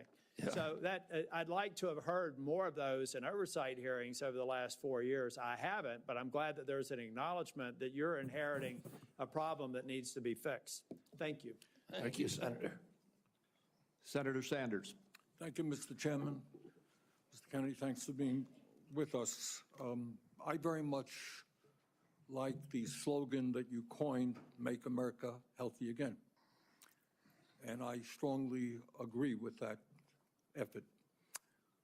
Despite spending, as you indicated, 2 or 3 times as much per capita on healthcare as other nations, we have 85 million people who are uninsured, underinsured. We have all kinds of chronic illnesses. Our life expectancy is lower than other countries. And for working class people in this country, they are living 6, 7 years shorter lives than the top 1%. We got a problem, okay? And I'm going to suggest some ideas that I think can remedy that. Last year, the insurance industry in this country made over $70 billion, while at the same time, 85 million Americans are uninsured or underinsured. Do you agree with me that the United States should join every other major country on earth and guarantee health care to all people as a human right? Yes? No? Senator, I can't give you a yes or no answer to that question. Health care a human right? Is health care a human right? In the way that free speech is a human right, yeah. I would say it's different because with free speech doesn't cost anybody anything, but in healthcare, if you smoke cigarettes for 20 years and you get cancer, you are now taking from the pool. Well, and so are you guaranteed the same right, or is there also a duty? I'm sorry, I'd love to talk for an hour with you. We got a few minutes left here. All right. Every other country on earth says healthcare, whether you're poor or rich, young or old, is a human right. I'm not hearing you say that. All right, you've talked about the drug companies, and maybe we agree on this one. As you all know, despite the drug companies making over $100 billion in profits, paying CEOs outrageous compensation packages, we, in some cases, pay 10 times more for the same drug. Will you support legislation that I will introduce which says that in America we should not be paying a nickel more for prescription drugs than people around the rest of the world? Yes, no? To equalize it? Not to equalize it, that we should not be paying more than other countries for the same damn drug. President Trump has asked me, in fact, I had a meeting with President Trump a week ago where we showed him the charts. He knows the charts. We're paying 10 times more from Europe. That's right. And are you going to commit to us that you will end that absurdity? I think in principle we can. We should end that disparity. Good. Okay. That's great. All right. I happen to believe that climate change is real, it's an existential threat, and it is a healthcare issue. Donald Trump thinks that it is a hoax originating in China.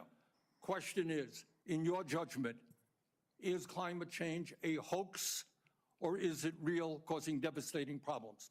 President Trump and I, from the beginning, from our first meeting, agreed to disagree on that issue. I believe climate change is existential. My job is to make Americans healthy again. All right, you believe that, that is you what think that you disagree with Trump, you don't think climate change is a hoax, is what I'm hearing. My job here is to I'm make just Americans asking you that, healthy. Mr. Kennedy, not a trick question. I answered your question, Senator Sanders. Okay, you disagree with the president on that. I answered your question. Okay. I'm going to pick up on a point that Senator Hassan made. Look, there is no question that abortion is a divisive issue in this country. I would say a majority of the people are pro-choice. There's a strong minority who are pro-life. A year and a half ago, you went to New Hampshire, running for president, gave a speech, and you talked about government should not tell a woman what she can do with her own body. That's her choice. Now, I think everybody on that side is pro-life. I think everybody here is pro-choice. I have never seen any major politician flip on that issue quite as quickly as you did when Trump asked you to become HHS secretary. Tell me why you think people should have confidence in your consistency and in your word when you really made a major U-turn on an issue of that importance in such a short time. Senator, I believe, and I've always believed, that every abortion is a tragedy.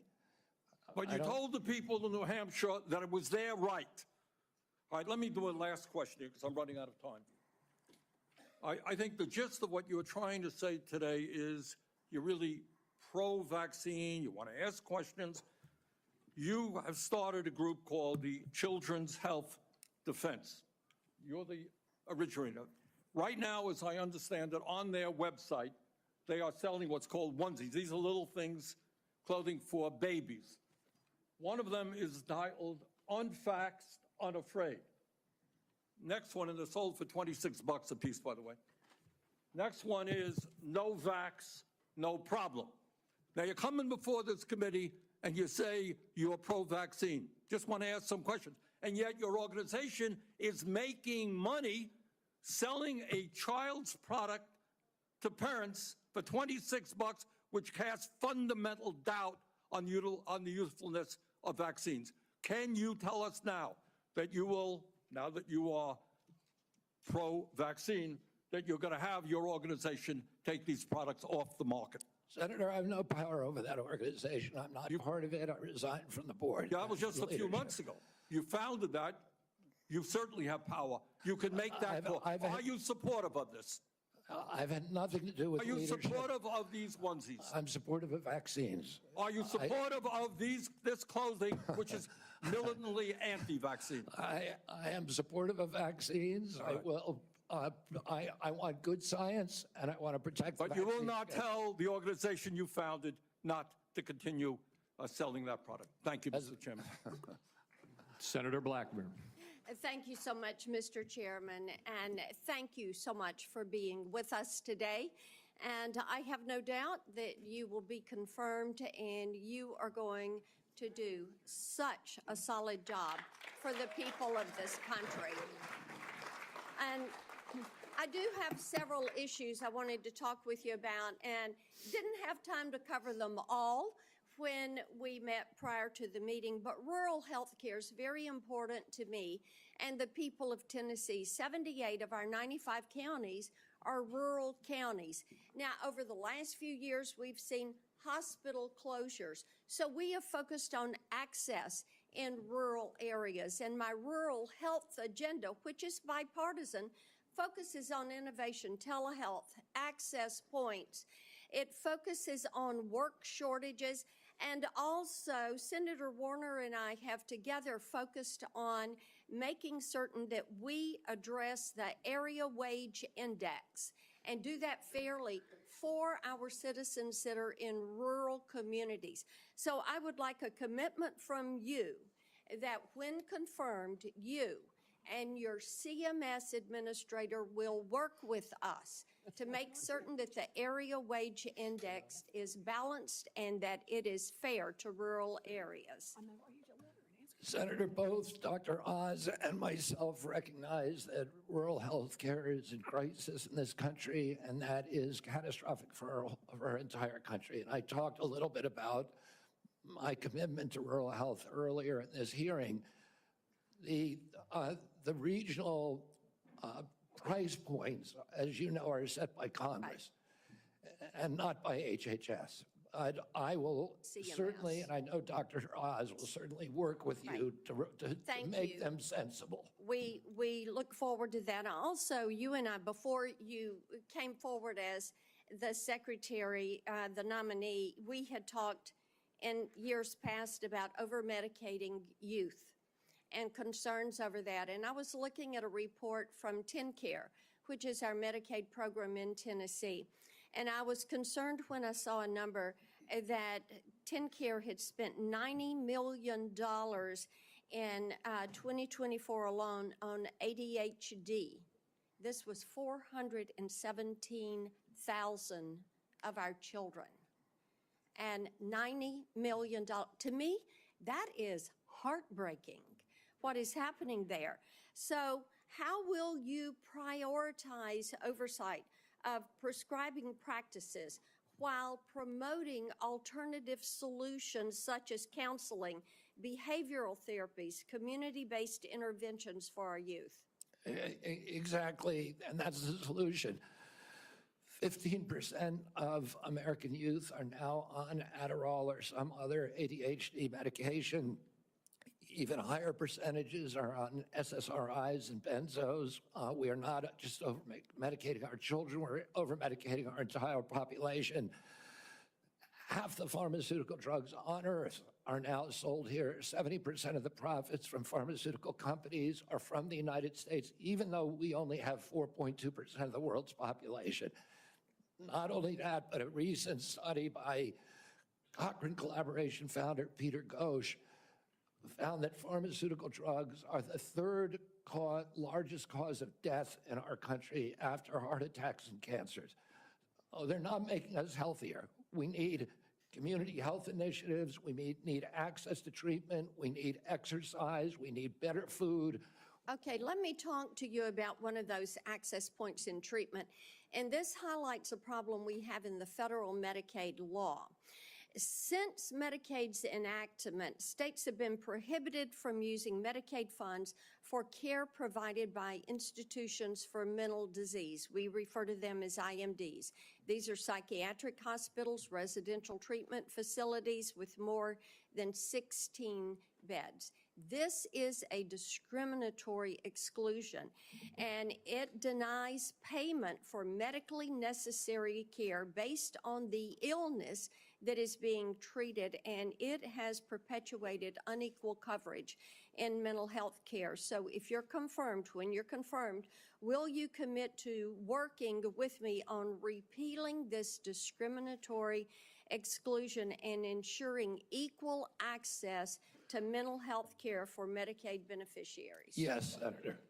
Thank you so much. I've got a question on PBM reform, one on artificial intelligence in healthcare. In the interest of time, I will yield back. I look forward to seeing you help make us healthy again. Thank you, Senator.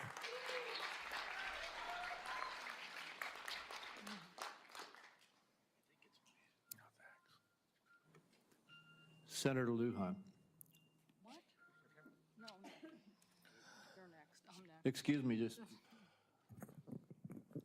I made a mistake. It's Senator Cantwell. Thank you so much. Thank you, Mr. Chairman, and congratulations on your nomination, Mr. Kennedy. And I've been absent only because I've been in another hearing with the nominee to be the Commerce Secretary. So I will review everything that you've said today and look at that diligently. But one of the things that I wanted to discuss with you is I represent a very big innovation state, and innovation in healthcare specifically. Innovation like NIH funding to the Fred Hutch Cancer Center that helped develop the HPV vaccine, which has the potential to eliminate over 95% of cervical cancer. NIH also funds a lot of jobs and grants, nearly 11,000 people in the state of Washington and over 1.2 $4.2 billion worth of grants. So while I agree with you on healthy foods, I definitely am troubled by the medical research side of innovation and some of the things that you have said. In fact, this issue about laying off 600 employees at NIH, or giving the fact that, to quote, give infectious disease a break for 8 years.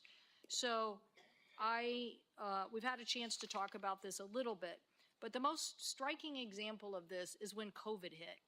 And we were the first in the nation. We had the first case, and it really was the fast response by the University of Washington that really helped save lives. So I just want to know that, are you aware of how harmful these issues could be for public health? That public health in and of itself could be affected by these kind of anti-science views?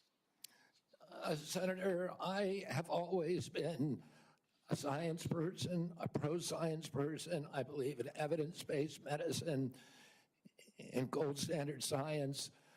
When I said, and I've explained this before you came in, that 600 people out of a workforce of 91,000 is pretty typical. Last year alone, President Biden replaced 3,000 people at HHS and 700 at NIH. I want to say this. I said give infectious disease a break because that's been the principal preoccupation. Infectious disease, chronic disease is 92%, accounts for 92% of deaths in this country, and almost nothing is studied at NIH about the etiology of our chronic disease epidemic. But right now, the money is going to infectious disease. But I get your point. It's an interesting point. The problem is we had to respond. And it's actually the Gates Foundation and a flu cohort that figured out what was wrong and that we had an outbreak of COVID that was going beyond the very first case. And so we had to build a very fast response. So I take this too. The University of Washington has conducted groundbreaking stem cell research on fetal tissue.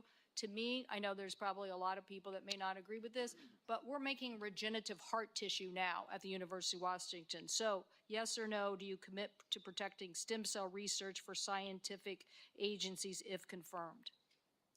I will protect stem cell research. Stem cell research today can be done on umbilical cords, and you don't need fetal tissue. You'll protect the laws that are on the books today and the research that's done. My job is, Senator, to enforce the laws. Okay, so I want to move to PBMs because PBMs are driving up drug prices. And one of the biggest things that we need to do here, I think, in a new administration is get a handle on everything that is driving up prices and lower them. The report found that PBMs generated $1.4 billion from spread pricing. That is where they are able to basically set the price, not reimburse pharmacies, and then pocket the rest. We've had bipartisan legislation in several different committees now to get at this. What do you think the solution is? I think one of the really notable achievements of this panel was the PBM legislation that they put together in a bipartisan way. I haven't met a single senator, well, actually one only, but of the 60-odd senators that I talked to, all of them talked about PBMs and how important it was. And President Trump, during his first administration, pushed through a law to give transparency to PBMs. It got overruled during the Biden administration. Luckily, this panel is resuscitating that. President Trump is absolutely committed to fixing the PBMs. My time is running out, so I just want to clarify. You believe that we should pass these laws that now have been proposed in the Senate? I haven't read the entire law, so I don't know, but I think that we need to reform the PBMs. I think we need to get rid of all of these vested interests that are draining money from the system. Okay, somebody suggested, though, that you should convene the PBMs and talk to them about some sort of self-regulation. So I am trying to distinguish between these people who basically are doing illegal activities and ripping off, really they're creating pharmacy deserts in my state. So I'm asking you whether you believe that we have to legislate in this area. Again, I'm not being evasive. I just don't know exactly what the law says. I met with the PBMs. I met with pharma. My job is to meet with all the stakeholders. I've been meeting with stakeholders for 40 years. People I was suing, you want to hear from the other side. Well, it's, That doesn't mean I would let the PBMs write their own ticket. I think. I support the efforts of this committee to come up with bipartisan legislation. President Trump wants to get the excess profits away from the PBMs and send it back to primary care, to patients in this country, to high-quality health care. I'll ask you for the record, since my time's expired, to look at the legislation that came out of the Commerce Committee that defines the legal activities that they are doing to drive up prices, and get us an answer for the record. Thank you, Mr. Chairman. In principle, I support that legislation. Thank you. And let me just tell you the list as we have to move forward to the ending here. Senator Lujan will be next, followed by Senator Marshall, Senator Warnock, Senator Smith, Senator Young, and Senator Welch. And let me say again, Mr. Chairman, this is a matter of such importance. A number of my colleagues would like a second round, and I think it would be important to offer, say, a modest amount of additional time to get into this on both sides. I know I have some questions, but I want my colleagues to have the opportunity to raise their concerns as well. Well, I've said, as I have indicated to you, Senator Wyden, I'm not going to do a second round.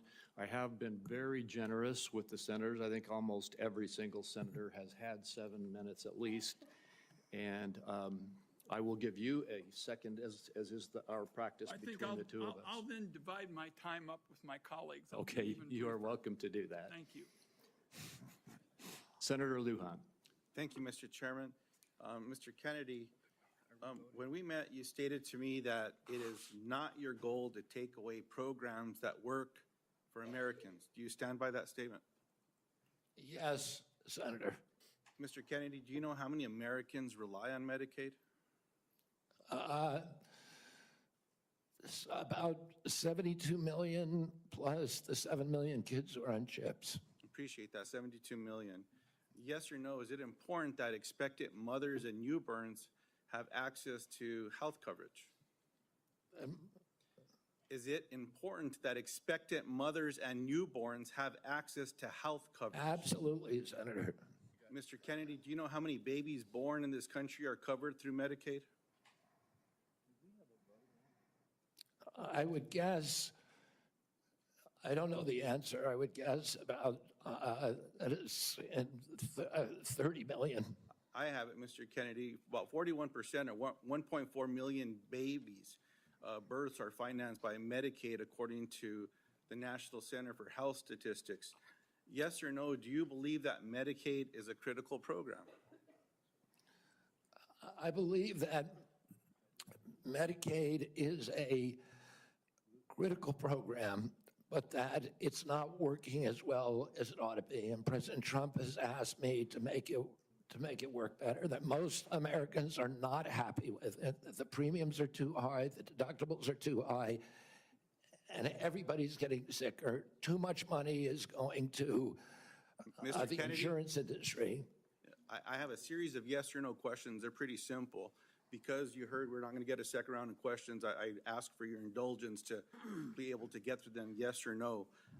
In New Mexico, as you know, Medicaid is often measured state by state.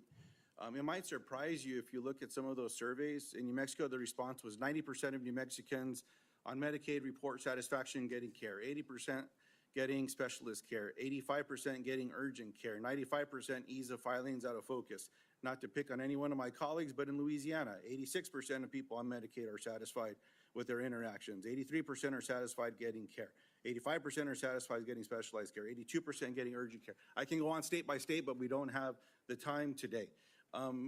Yes or no, do you support cutting Medicaid or reducing, and especially in an area where you and I spoke about with the federal investment in Medicaid, which is known as FMAP? President Trump has not told me that he wants to cut Medicaid. He's told me to make it better. Do you support cutting, yes or no? Let me ask you this way, since it's only about I President support Trump. making it better, Senator. If President Trump asks you to cut Medicaid, will you do it? Oh, it's not up to me to cut Medicaid. It would be up to Congress. Oh, and You don't I'm going to answer? work. I'm going to work. Mr. Kennedy, you don't want to answer? I'll move on. Do you know how many states will end? Mr. Chairman, if I may pause my time. So I understand that people are getting asked to leave if they stand up with signs, but there's a lot of other as well, Mr. Chairman. So it needs to be extended to everyone. As Mr. Kennedy said, we should respect each other when we have a difference of opinion. We're just trying to do our jobs here and trying to ask questions. That's all. And that's all I'm doing with Mr. Kennedy, folks. So I just hope that we can do Senator that. Lujan, you are right, and I ask the audience to please be respectful. Thank you, Mr. Chairman. I appreciate that very much. Mr. Kennedy, do you know how many states will end their Medicaid expansion if the federal share of Medicaid drops? Well, there's 40 states that have signed on to the expansion. So, It's a smaller number. So it's 9 states would quickly have to end their expansion because of the laws that they have. That's about 4 million folks across the country. And in New Mexico, Iowa, and Idaho, they have triggers that it would immediately have to go into effect if, in fact, that gets cut. The reason I'm asking those questions is there's been a lot of chatter and conversations around Medicaid. Now, I agree we can always do better, and we must be doing better in America. But Medicaid has been shown to improve health outcomes, including mortality, quality of life, and access to preventative care as well. And there's some areas, Mr. Kennedy, that you and I touched on specific to Native American communities. One of the concerns that I have are these programs matter to folks. You shared your passion about caring for folks. I believed that passion. My question in this area is, as you know, when folks are doing research and they're going to check to see if medicine works on someone, if they're not included in that trial, it often doesn't help them. That's what all the evidence shows. So what are you going to do when programs are eliminated to require the inclusion of Native Americans in clinical trials when it comes to life-saving medicine? I'm going to do everything I can to make sure that there's Native Americans in clinical trials.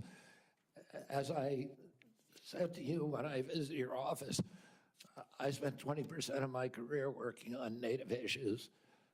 My family's been deeply involved with them. My father and uncle were big critics of the Indian Health Service, a failure to deliver good health results or health care on the reservations. I'm going to bring a Native in for the first time in history into my central office, that all the major decisions in my office will be that he will have it.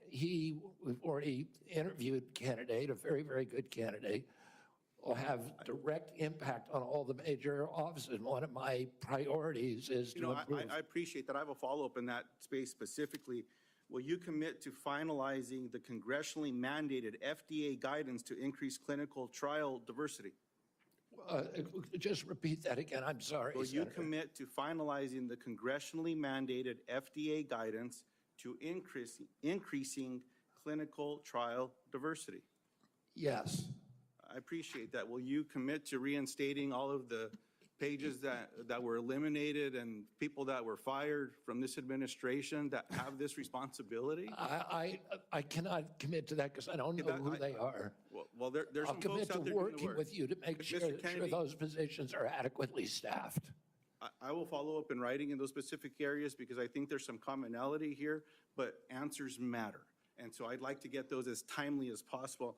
The last thing, Mr. Chairman, that I'll say is one of the conversations I had last before this hearing was with a family that I've been working with to work with my Republican colleagues when it comes to autism and federal programs and making a difference in these families' lives and this little girl's life. What I'm asking now, Mr. Chairman, is unanimous consent to enter into the record an article from Autism Speaks titled, quote, "Do Vaccines Cause Autism?" End quote. And I'll note that the first sentence states, quote, "Vaccines do not cause autism," end quote. Thank you. I yield back. Without objection. And before we move on, we've had a request from several quarters for a quick restroom break. We will take a 5-minute recess. I'm sorry to those remaining 5 or 6 senators who must wait a few minutes, but we will have a quick break. We will be back as soon as we can.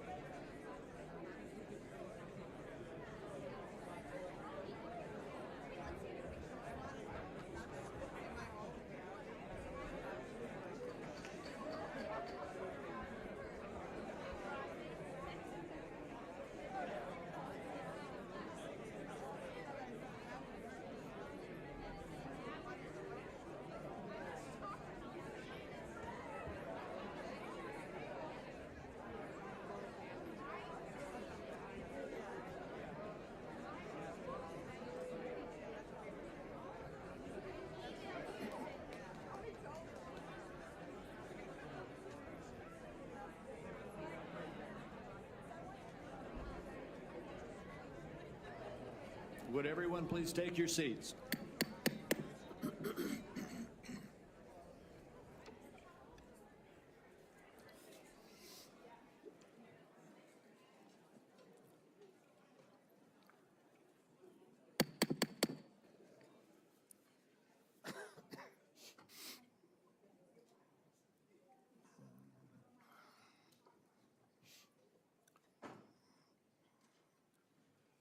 This committee will continue and come out of recess and go back into session.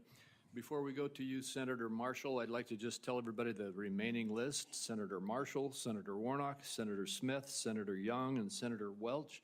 And then I did indicate earlier that I would give another 5 minutes to Senator Wyden. I understand he has distributed that 5 minutes to a few of the other senators. So we will have a few more quick questions, and then we will proceed. And I would like to thank the audience again. I know we had a couple of outbursts earlier, but I want to thank the audience for being respectful and encourage the audience to continue to be respectful as we conclude the hearing. With that, Senator Marshall. Thank you, Chairman. Obesity, diabetes, heart disease. Obesity, diabetes, heart disease account for probably 80% of health challenges in America. You know how many times I heard my friends across the aisle mention any three of those? I don't know if we've lost the forest for the trees here. Vaccine is a critical issue. I understand that. I don't see how Mr. Kennedy's position could be any more clear that he's going to support the vaccines, he's going to support the science and empowerment to parents and their doctors to make these choices. 60% of Americans have a chronic disease, that there's an epidemic of chronic diseases across the country. And this Make America Healthy Again movement is palpable to me. It started on the campaign trail in 2020 when moms I'd never met, that never involved in the political process, came up to me and said, look, I want to make these choices about my children with my doctor, not the federal government. That it's a very real thing. Moms, dads, grandparents across the country grab me and say, look, why do 20% of our children now, why are they on a prescription drug? So, Mr. Kennedy, what is your prescription to help make America healthy again? What's your vision? What does that look like to you? Thank you, Senator Marshall. We're having epidemics of all these chronic illnesses, autoimmune diseases, neurological diseases, allergic diseases, obesity. When my uncle was president, 3% of Americans were obese. Today, 74% of Americans are obese or overweight. No other country has anything like this. In Japan, the obesity rate is still 3%. And epidemics are not caused by genes. Genes may provide the vulnerability, but you need an environmental toxin. Something is poisoning the American people. And we know that the primary culprits are changing food supply, the switch to highly chemical intensive processed foods. We have 10,000 ingredients in our country, in our foods. The Europeans have only 400. If you buy McDonald's French fries in our country, there's 11 ingredients, my understanding. In Europe, there's only 3. If you buy Fruit Loops in our country, they're loaded with food dyes, with yellow dye, red dye, blue dye, and many other ingredients. The same company makes the same product with different ingredients for Canada and Europe. And at age, we don't have good science on all these things. And that is deliberate. That's a deliberate choice not to study the things that are truly making us sick, that are not only contributing to chronic disease, but to mortalities from infectious disease. We need to get a handle on this, because if we don't, it's an existential threat. Our country is not going to be destroyed because we get the marginal tax rate wrong, or because we get one of these culture war issues that we've been talking about today wrong. It's going to be destroyed if we continue down this trajectory of chronic disease. We need to fix our food supply, and that's the number one. Thank you, Mr. Kennedy. Certainly, I share your concern with ultra-processed foods. On the other end of this food chain are my farmers and ranchers back home. Would you just take a second and share your compassion, how you feel about farmers and ranchers, that they respond to the market. They don't dictate the market. They grow what the market is wanting them to grow. And Senator Hawley told me the other day that his brother-in-laws are all farmers. And he said 4 out of every 5 of his brother-in-laws has Parkinson's disease. And that kind of cluster we're seeing across farm country of cancers, autoimmune diseases, obesity, et cetera. Oh, it's, and we can now not export American food to Europe because the Europeans won't take our food. That's not good for farmers. We're also destroying our soil because some of the chemicals that farmers use destroy the microbiome, and that causes the erosion of the soil. You can't get water infiltration. Water pools up and it washes the soil off. Agronomists now estimate that we only have, if we continue doing these processes, only 60 harvests left before our soil is gone. So farmers are using seeds and chemicals that are, over the long term, are costing them and us. And what we need to do is we need to support the farmers. We need the farmers as partners if we're going to make them work. And I don't want a single farmer to go out of business under our watch. I don't regulate farms. If I'm privileged to be confirmed, I'm not regulating farms. That's under USDA. But I want to partner with all of my decisions with USDA and with the farm community to make sure that we don't lose more farmers in this country, but that we also transition. We offer and incentivize transitions to regenerative agriculture, to no-till agriculture, and to less chemically intensive. And by the way, I've also met with the chemical industry and the fertilizer and herbicide companies, and they want to do the same thing. Oh, and I think we're on the trajectory to do that, and we need to incentivize initiatives to accelerate that trajectory. Mr. Chairman, if I could, the great news is that my farmers in Kansas are selling products to Europe, that today's regenerative practices, soil health, all those things are priorities for Kansas farmers. Many of us are doing many of those things already. We just need it to be more widespread. If I could just wrap up my remarks, though, is that, again, going back to the big picture here, 60% of Americans have a chronic disease. Mr. Kennedy, I believe for such a time as this that you're not just one of 300 million people. I think that you are the person to lead HHS to make America healthy again, that God has a divine purpose for you, and I look forward to your confirmation and working with you to make America healthy again. Thank you, Senator. Thank you. Senator Warnock. Thank you so much, Chairman Crapo and Ranking Member Wyden. It's great to be here. Mr. Kennedy, welcome. Welcome to you and to your family. Thank you for meeting with me a few days ago. I'd like to follow up, if I might, with some of the issues that we discussed in my office. I want to talk to you first about the CDC, or the Centers for Disease Control and Prevention. I'm proud of the work that the CDC does, proud that it's located in Georgia with more than 10,000 employees in my state. If confirmed, you would be the cabinet secretary over the CDC. Representing HHS, it's about 29% of the federal budget. CDC is a part of that. Do you agree that the CDC's work is critical to Georgia, critical for our country, and the health of the entire world? Yes, Senator. Senator Isaacson, my Republican predecessor, would have agreed with that. Bless his memory. He was a fierce advocate for the CDC, as am I. The CDC is an agency filled with hard-working, dedicated public health servants. They wake up every single day working to keep us safe. I think we don't think often enough about their work because it's easy not to celebrate the folks who are protecting you from that which doesn't appear because of the work that they're doing. So grateful for the work that the CDC employees do. Some of them are members of my church. I saw that deep commitment firsthand when I visited the CDC just last summer. Mr. Kennedy, you have compared the CDC's work to Nazi death camps.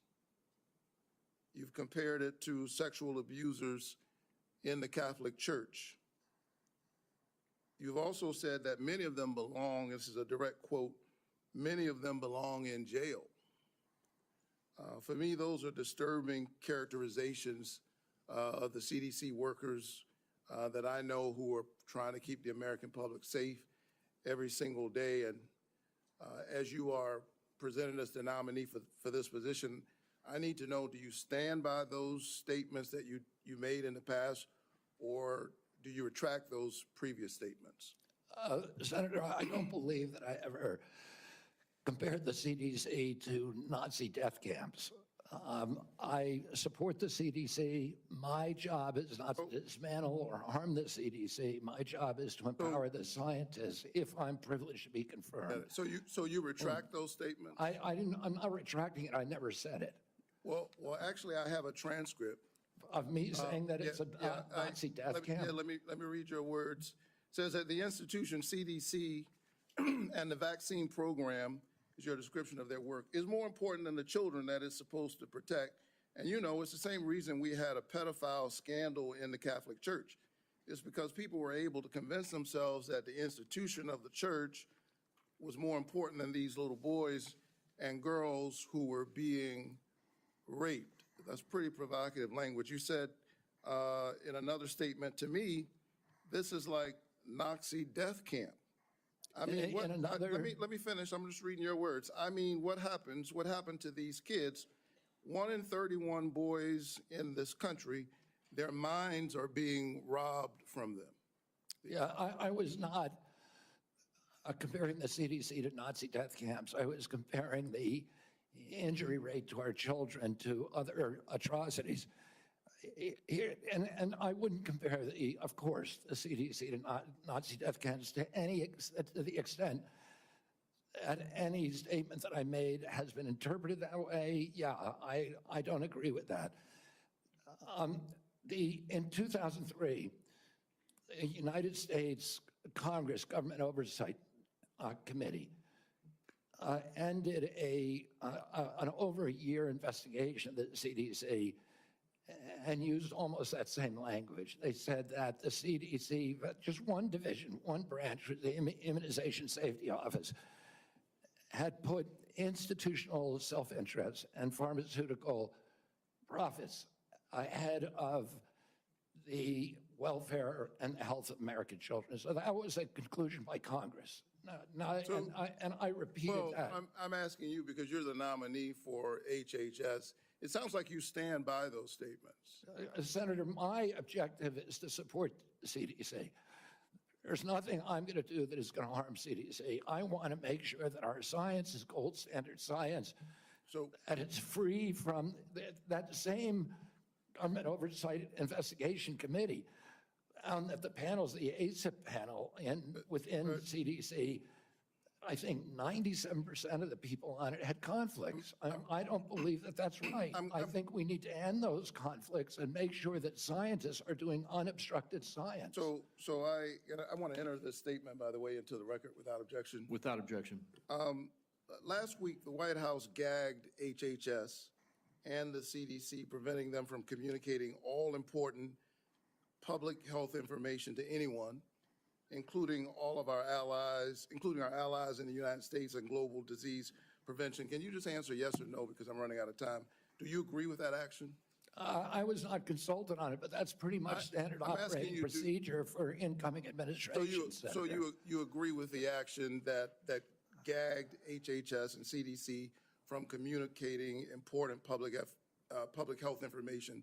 That directive made sure that no public health, that only non-essential travel and mass communications were temporarily suspended pending the confirmation of a new HHS secretary. This is standard operating procedure for every administration. I get it. I don't think what we've seen over the last several days is standard operation for new administration. I think we're seeing some unprecedented actions, but you agree with it. Last night, members of the CDC, along with other federal employees, were actually invited to resign, these buyouts. And I got text messages and folks I know work from the CDC, for the CDC, that do this important work, who got that note. And it's really important because my experience is that when you send out that kind of note, the folks who resign are the folks who you least likely want to see resign. They got other options. They're gifted folks. They got a lot of expertise. They have options. A lot of them are doing this work because of their patriotism, because of their commitment. Do you agree with the buyouts that were presented to CDC employees just last night? I agree. At the vast majority of the scientists and experts at CDC are patriots and good government servants. Can you tell me yes or no? I don't think anybody's going to resign who's committed to making America healthy again. Can you just answer yes? Okay, you agree with the buyouts. In our meeting, I asked you to confirm your support for the Affordable Care Act. You also mentioned that you and President Trump want to fix the ACA by making premiums more affordable. Can you answer me yes or no, as I don't have a lot of time? Did you know that tax credits that help families afford health insurance and save Georgians an average of $531 per month per person are set to expire at the end of the year? Did you know that? I do. We need to move on. Do you support Congress extending these tax credits so that Americans can continue to afford health care? Congress has to make its own decisions about that. My instructions from President Chairman, Trump you're saying I'm running out of time, but I'm having a lot of trouble getting the witness to answer yes or no to a yes or no question. Well, and I've got one more question. You're almost at 9 minutes, sir. Well, I need him to answer yes or no. Yes or no? Do you I'm not going support? to answer yes or no to a question that's not susceptible to an honest yes or no answer. Okay, I can't We get an need to answer. move on. I think that the fact that you find it difficult to answer basic questions is deeply troubling for me as you present yourself as a nominee to run HHS. Thank you so very much. Senator Smith. I've been in courts all over the country, and prosecutors. Mr. Chairman, you told me I'm out of time, and the witness continues to filibuster even after I said I'm done. Senator Smith. Mr. Chair, thank you. Thank you, Mr. Chair and Ranking Member, and welcome, Mr. Kennedy. So, Mr. Kennedy, I don't have a question for you on abortion. I think that my colleagues on both sides of the aisle have covered this, but I want to say I can respect people who have different views than mine on this issue, but it's hard for me to respect people who won't give a straight answer to what they think on this issue in particular. Mr. Chair, I just want to note that I understand that anti-choice advocates have said that in these hearings they were looking to hear Mr. Kennedy provide some reassurance that he is on their side, and I'm not hearing that. And I think most Americans are looking for some hint that the decisions that people make about abortion should be personal and private, and they should be free to make those decisions without government interference, and I'm not hearing that either. To make it worse, the answers that you have given tell me that the Trump administration is more than willing to restrict or even ban medication abortion without a single act of Congress, and even in states where abortion is legal. And what is clear to me is that you and President Trump are dangerous to women's access to mifepristone. So having said that, I want to move to a different topic. Mr. Kennedy, I appreciate Senator Cornyn's questions about mental and behavioral health, something that I care a lot about. I know that you and your family have had personal experience with mental health challenges, as have I. And I agree that the mental health crisis in this country is a crisis. So let me ask you, in an interview in 2023 and again in 2024, you blamed school shootings on antidepressants. You said, and this is a quote, "There is no time in American history or human history that kids were going to shoot schools and shooting their classmates. It really started happening coterminous with the introduction of these drugs, with Prozac and with other drugs. So do you believe, as you've said, that antidepressants cause school shootings? This should be a simple question. I don't think anybody can answer that question, and I didn't answer that question. I said it So should be your answer studied. is, I said it should be studied along with other potential culprits, so like they may cause. social media. But I don't know. I would never make, because there's no science on that, Well, Senator. there is, Senator, there is, Mr. Kennedy. Thank you for the promotion. The science shows that there is no link between school shootings and antidepressants. And in fact, most school shooters were not even treated with antidepressants. And of those that were, there was no evidence of association. You know, I don't think you my can question say that, is, Senator, because of HIPAA rules, nobody knows. well, that is, Mr. Kennedy, do you think that people who take antidepressants are dangerous? I think, listen, I'm not going into HHS if I'm privileged to be confirmed with any. So you can't say that people to who. impose any preconceived ideas that I may have. I just want to have Okay, good science. So you're not saying that they aren't dangerous, which means that they could be dangerous. Let me ask you this. That's not true. You've described Americans who take mental health medications as addicts who need to be sent to wellness farms to recover. Is that what you believe? No, of course, I didn't say that Yes, you anybody should be compelled to do anything. No, but you said they should be sent. I said they should be available to them. I didn't say they should be sent. You said that folks kicking and that take screaming. antidepressants are like addicts.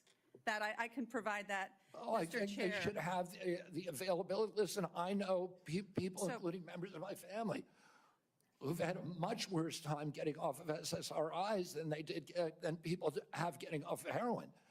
It's the withdrawal period is, I mean, and it's written on the label. I have some This is experience very with well this documented. myself, Mr. Kennedy.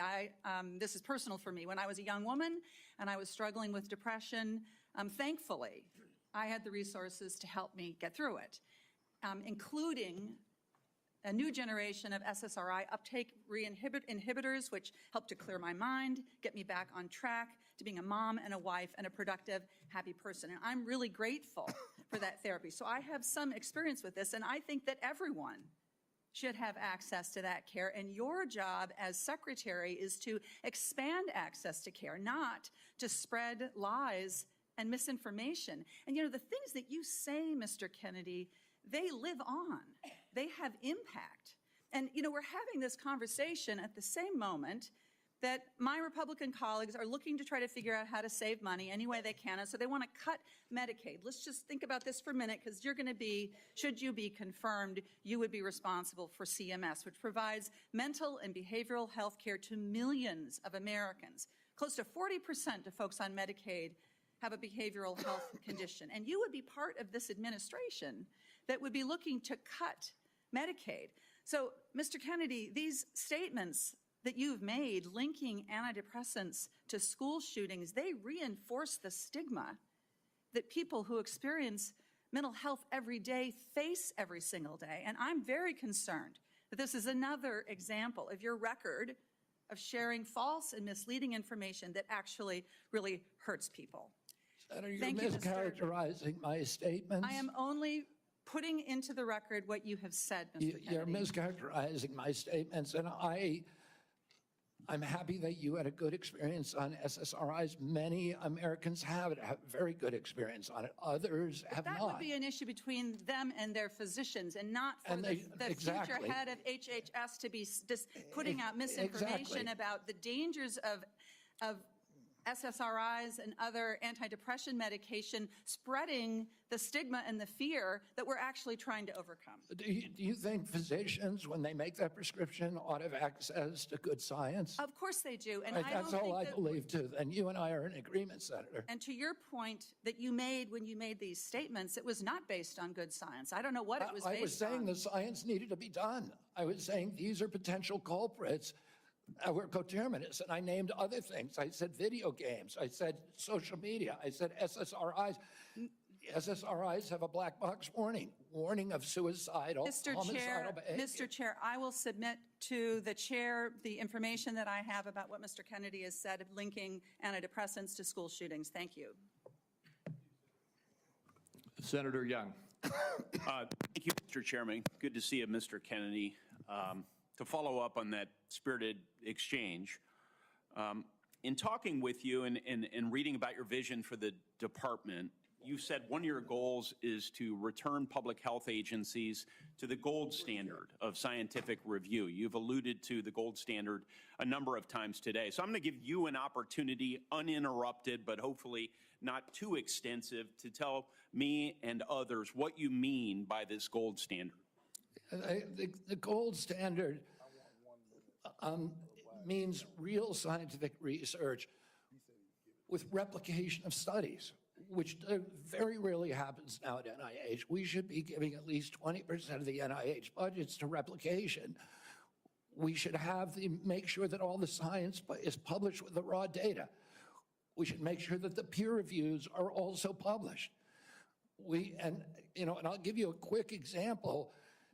20 years ago, NIH scientists did a study on Alzheimer's, which they said it was caused by amyloid plaque. After that, NIH shut down studies of any other hypothesis. 20 years later, we now know that those studies were fraudulent.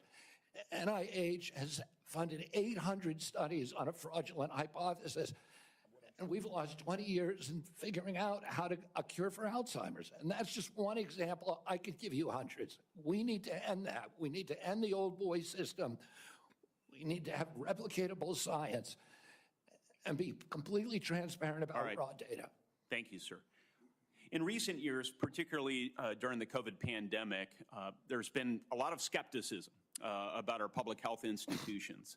Some of this, I would say, is warranted, but it's now created a pervasive lack of trust from the public that these institutions are acting in bad faith or failing to act in with objective criteria, failing, in short, to act in the best interests of the public. If confirmed, Mr. Kennedy, how will you work to regain the public's trust? I suspect it will take some time in these important public health institutions. Through radical transparency, I'm going to make the reason people don't trust the public health agencies is because they haven't been trustworthy. And you gave the example of COVID. At the beginning of COVID, everybody was rushing to get that vaccine. We had over a 90% vaccination uptake. Yes, sir. CDC's most recent recommendation is that Americans take the 8th booster. Only 23% of Americans are complying. That means 77% of Americans no longer trust CDC, and that is the problem. Yes, sir. In the absence of full information, might it, I think agree with you, but I want your response. Might it make sense to share that absence of full information with the American people, that uncertainty? I think one of the things, by observation and experience, that I saw during the pandemic was we had certain prominent doctors appear on television and indicate, no, you absolutely must not wear a mask. 2 weeks later, it's yes, you must wear a mask. But they were certain. And they even demonized people for not following the latest science, knowing there's a high level of uncertainty in that science. Would a measure of humility, and as you say, radical transparency demonstrates humility, help rebuild trust over a period of years? Absolutely. We need to tell Americans what we don't know. We need to make sure studies that reach a null hypothesis are also published. And that doesn't happen. Sir, I think you are right about why healthcare costs are so high in the first place. The answer is indeed chronic disease. 90% of our healthcare spending goes towards managing it, as you say in your open statement. It's not in the main because of waste, fraud, and abuse, although we know some exist. It's not in the main because we have greedy executives at innovative, world-class companies. It's not in the main because we haven't yet adopted an unsustainable Medicare for all scheme. It's because of this. So I'm encouraged that you intend to make that a point of emphasis as it pertains to your future leadership. I will say, with respect to COVID, it's not over for a lot of Americans. It's not over. I know the mission accomplished banner was convenient for the last administration, But as we continue to navigate the ongoing impacts of the COVID pandemic, we have many individuals here in the United States and around the world who are suffering from long-term health effects that significantly impact their quality of life, work, and daily activities, and they've been largely ignored. Funding for long COVID research was appropriated by Congress in December of 2020, followed by additional funding directed by the Biden administration in February 2024. Patient groups and industry publications have criticized the slow pace of clinical trial design and enrollment. If confirmed, will you collaborate with healthcare providers, researchers, and effective communities to better understand and mitigate long COVID's impact? Yes or no, please? Absolutely, Senator. There's 16 million Americans. Will you commit to prioritizing long COVID research and integrate this work into broader healthcare policies? Yes or no, please? Yes. Patient groups, experts, and industry publications have raised concerns around existing long COVID funding being spent on observational research. In particular, criticism was directed towards recover funding being used to duplicate existing findings instead of funding trials for potential treatments or diagnostics.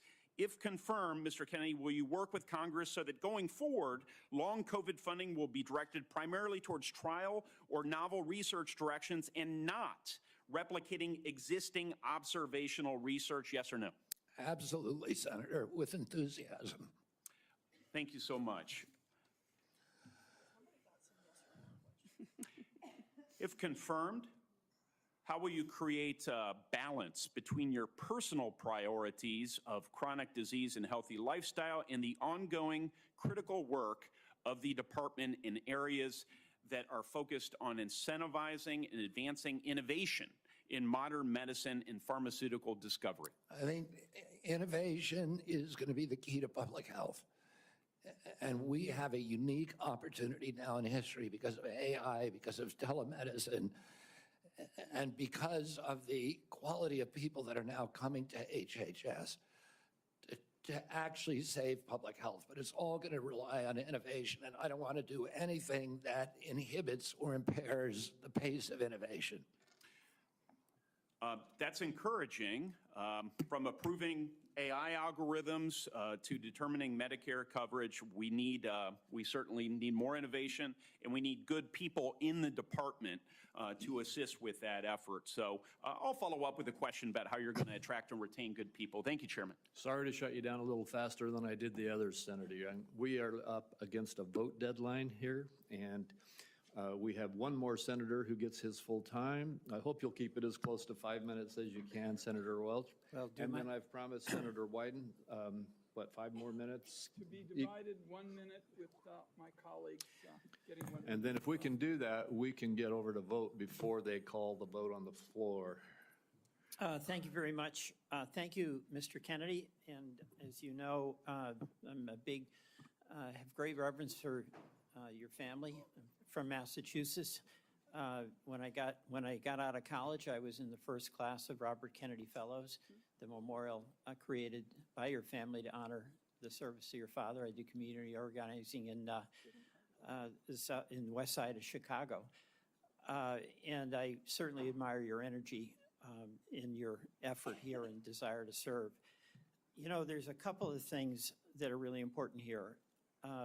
This is not just about a debate on vaccines. It's a debate about qualifications, experience, and priorities as to the person that will head Health and Human Services.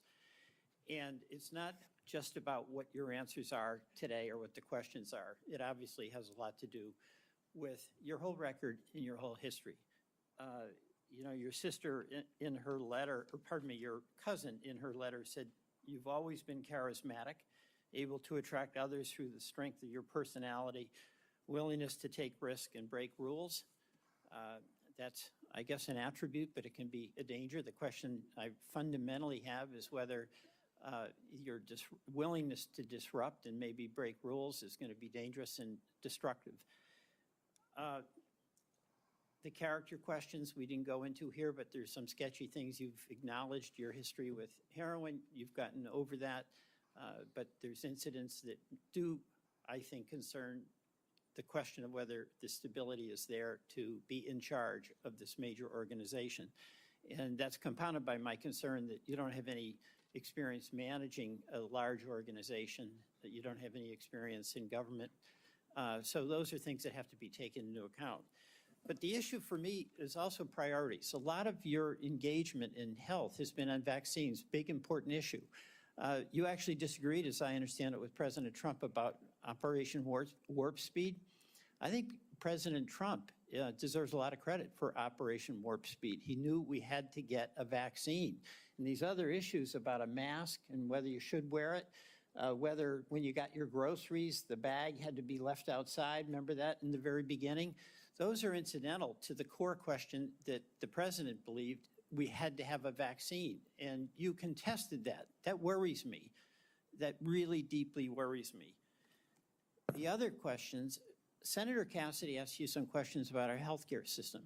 I happen to believe that our healthcare system is profoundly broken. And it's not just about the chronic illnesses. That's about our diet. That's about our exercise. But we are getting premium increases in Vermont of 20% a year, 25% a year. And it's busting the bank for taxpayers. It's busting the bank for our wonderful Vermont employers who care about having health insurance that they can provide to their employees. Senator Cassidy asked you a couple of questions about how you would reform Medicaid, and I didn't hear an answer. You mentioned that you thought Medicare Advantage was good. You have a good plan. No focus on what an incredible ripoff was reported in the Wall Street Journal by United Healthcare, which was marketing Medicare Advantage and then paying doctors and nurses where they had assignments essentially to diagnose illnesses that didn't exist. So they made billions and billions of dollars. And I've seen nothing coming out of the Trump administration, and I've seen nothing coming out of your advocacy that is going after what is a rampant abuse by the insurance companies and overcharging people and not doing the job. And by the way, the United Healthcare people, when they did that, they overdiagnosed. When the person really got sick, they dumped them. They dumped them. Go to the nursing home on your own. That's a broken healthcare system. We spend the most and get the least. And I think there should be collective anger about this on both sides because all of our people are dependent on that healthcare system. And you're going to be working for a president who's on a lawless rampage right now, okay? He has done something reckless with the pardons to these cop beaters. I'm appalled by that. But that's just reckless. That's not illegal. He's impounded money. So right now, the Medicaid website went down. He's impounded money. So the community health centers that Senator Warner was talking about are up in the air as to what they can do. Do you believe that a president can impound money that has been appropriated by Congress? Senator, let me answer the question about Medicare first. I have never defended that program or the rapacious behavior by insurance companies or the PBMs. I understand that's a huge problem. And all right, I don't have time. We've got to get over to vote. So we can do this. But you've asked me 5 questions. You got to give me a chance to answer one of them. Please be brief. Yeah, I brought in, if I get confirmed, I've already appointed a general counsel. The first time in history, he's a former prosecutor who prosecuted the biggest Medicare fraud in the case in the state of West Virginia. I brought in a prosecutor for that job instead of a bureaucrat, precisely to address the important issues that you raised here. The only reason I didn't talk about these before is because I wasn't asked about them. What about, I agree with you 100%. Right, what about impounding, a president impounding money that, among other things, goes to health care? And you're saying that that's illegal? That's correct. Well, my job is to uphold the Constitution. I'm going to take an oath to uphold the Constitution, and I will administer the law and uphold the Constitution.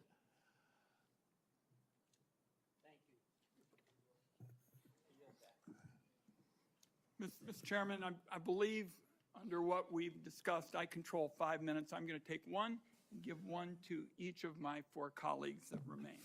All right, and I would just say this vote, they're going to call it in about 8 minutes. Thank you. So we have very little time. Two hours ago, colleagues, I asked Mr. Kennedy to reconcile his many anti-vaccine statements with his handful of pro-vaccine statements. Instead, he gave us a word salad and ducked the issue. The same was true, Mr. Kennedy, with respect to measles, where you wrote a book playing down the threat of measles, even though American families are very concerned about it, and apparently families are still mourning in Samoa. And my last point would be that Mr. Kennedy said today really wasn't about him. And I just want to tell him it is all about you, because I find your presentation to be both untrustworthy and unprepared, because my colleagues have been seeing back and forth between Medicare and Medicaid, and it's not clear which program you're using when. So I want colleagues to know there is a lot more information to learn about Mr. Kennedy before we vote. I'm going to urge that to my colleagues on both sides of the aisle to not make decisions on the basis of this session. I thank you for the additional time. And I guess my next minute is Senator Whitehouse, Senator Warren, and Senator Smith. And again, 1 minute each, please. There's been a lot of conversation about late-term abortions here, and I just want to make clear what Rhode Island OBGYN doctors describe as what is almost always happening when a late-term abortion is needed. It is a childbirth gone wrong. The family has painted the room, it has bought the crib, maybe even decided on the baby's name, and has gone to the hospital to welcome the new baby into their family in what is supposed to be a happy event. And then things went wrong. Then the alarms started pinging. The lights started flashing. The medical professionals started rushing in. And the question became, who lives and who dies? The mom's life is often at risk, and she may have other children she needs to care for. The baby's life may be at risk, and one or both may die. In that environment, the doctors and the family own that decision. Government has no place in that room at that point. And I think we need to understand, when this late-term abortion gets bandied about, what you're dealing with is a tragedy that is happening to a family who wanted that child and have suddenly been confronted with a moment in which they have to make what is probably going to be the worst decision of their lives. And to try to shove the state legislature into that room is really offensive, really morally wrong, and I just want to make very clear what Rhode Island OBGYNs tell me is the situation when these procedures have to be deployed. Senator Warren. Thank you, Mr. Chairman. So, Mr. Kennedy, I wanted to ask about your role in the 2019 measles outbreak in Samoa. In July 2018, 2 children died immediately after receiving a measles vaccine that nurses had mistakenly mixed with a muscle relaxant. The nurses get charged with manslaughter, but vaccination rates go down. I asked you about this in my office. You told me flatly that your visit to Samoa had nothing to do with vaccinations. We now know that's not true. I have the documentation. You met with the Prime Minister. You talked about vaccinations. You met with an anti-vaccine influencer who described the meeting as, quote, profoundly monumental for this movement. So what happens? Vaccinations go down, there's a measles outbreak, and children start dying. But you double down. You didn't give up.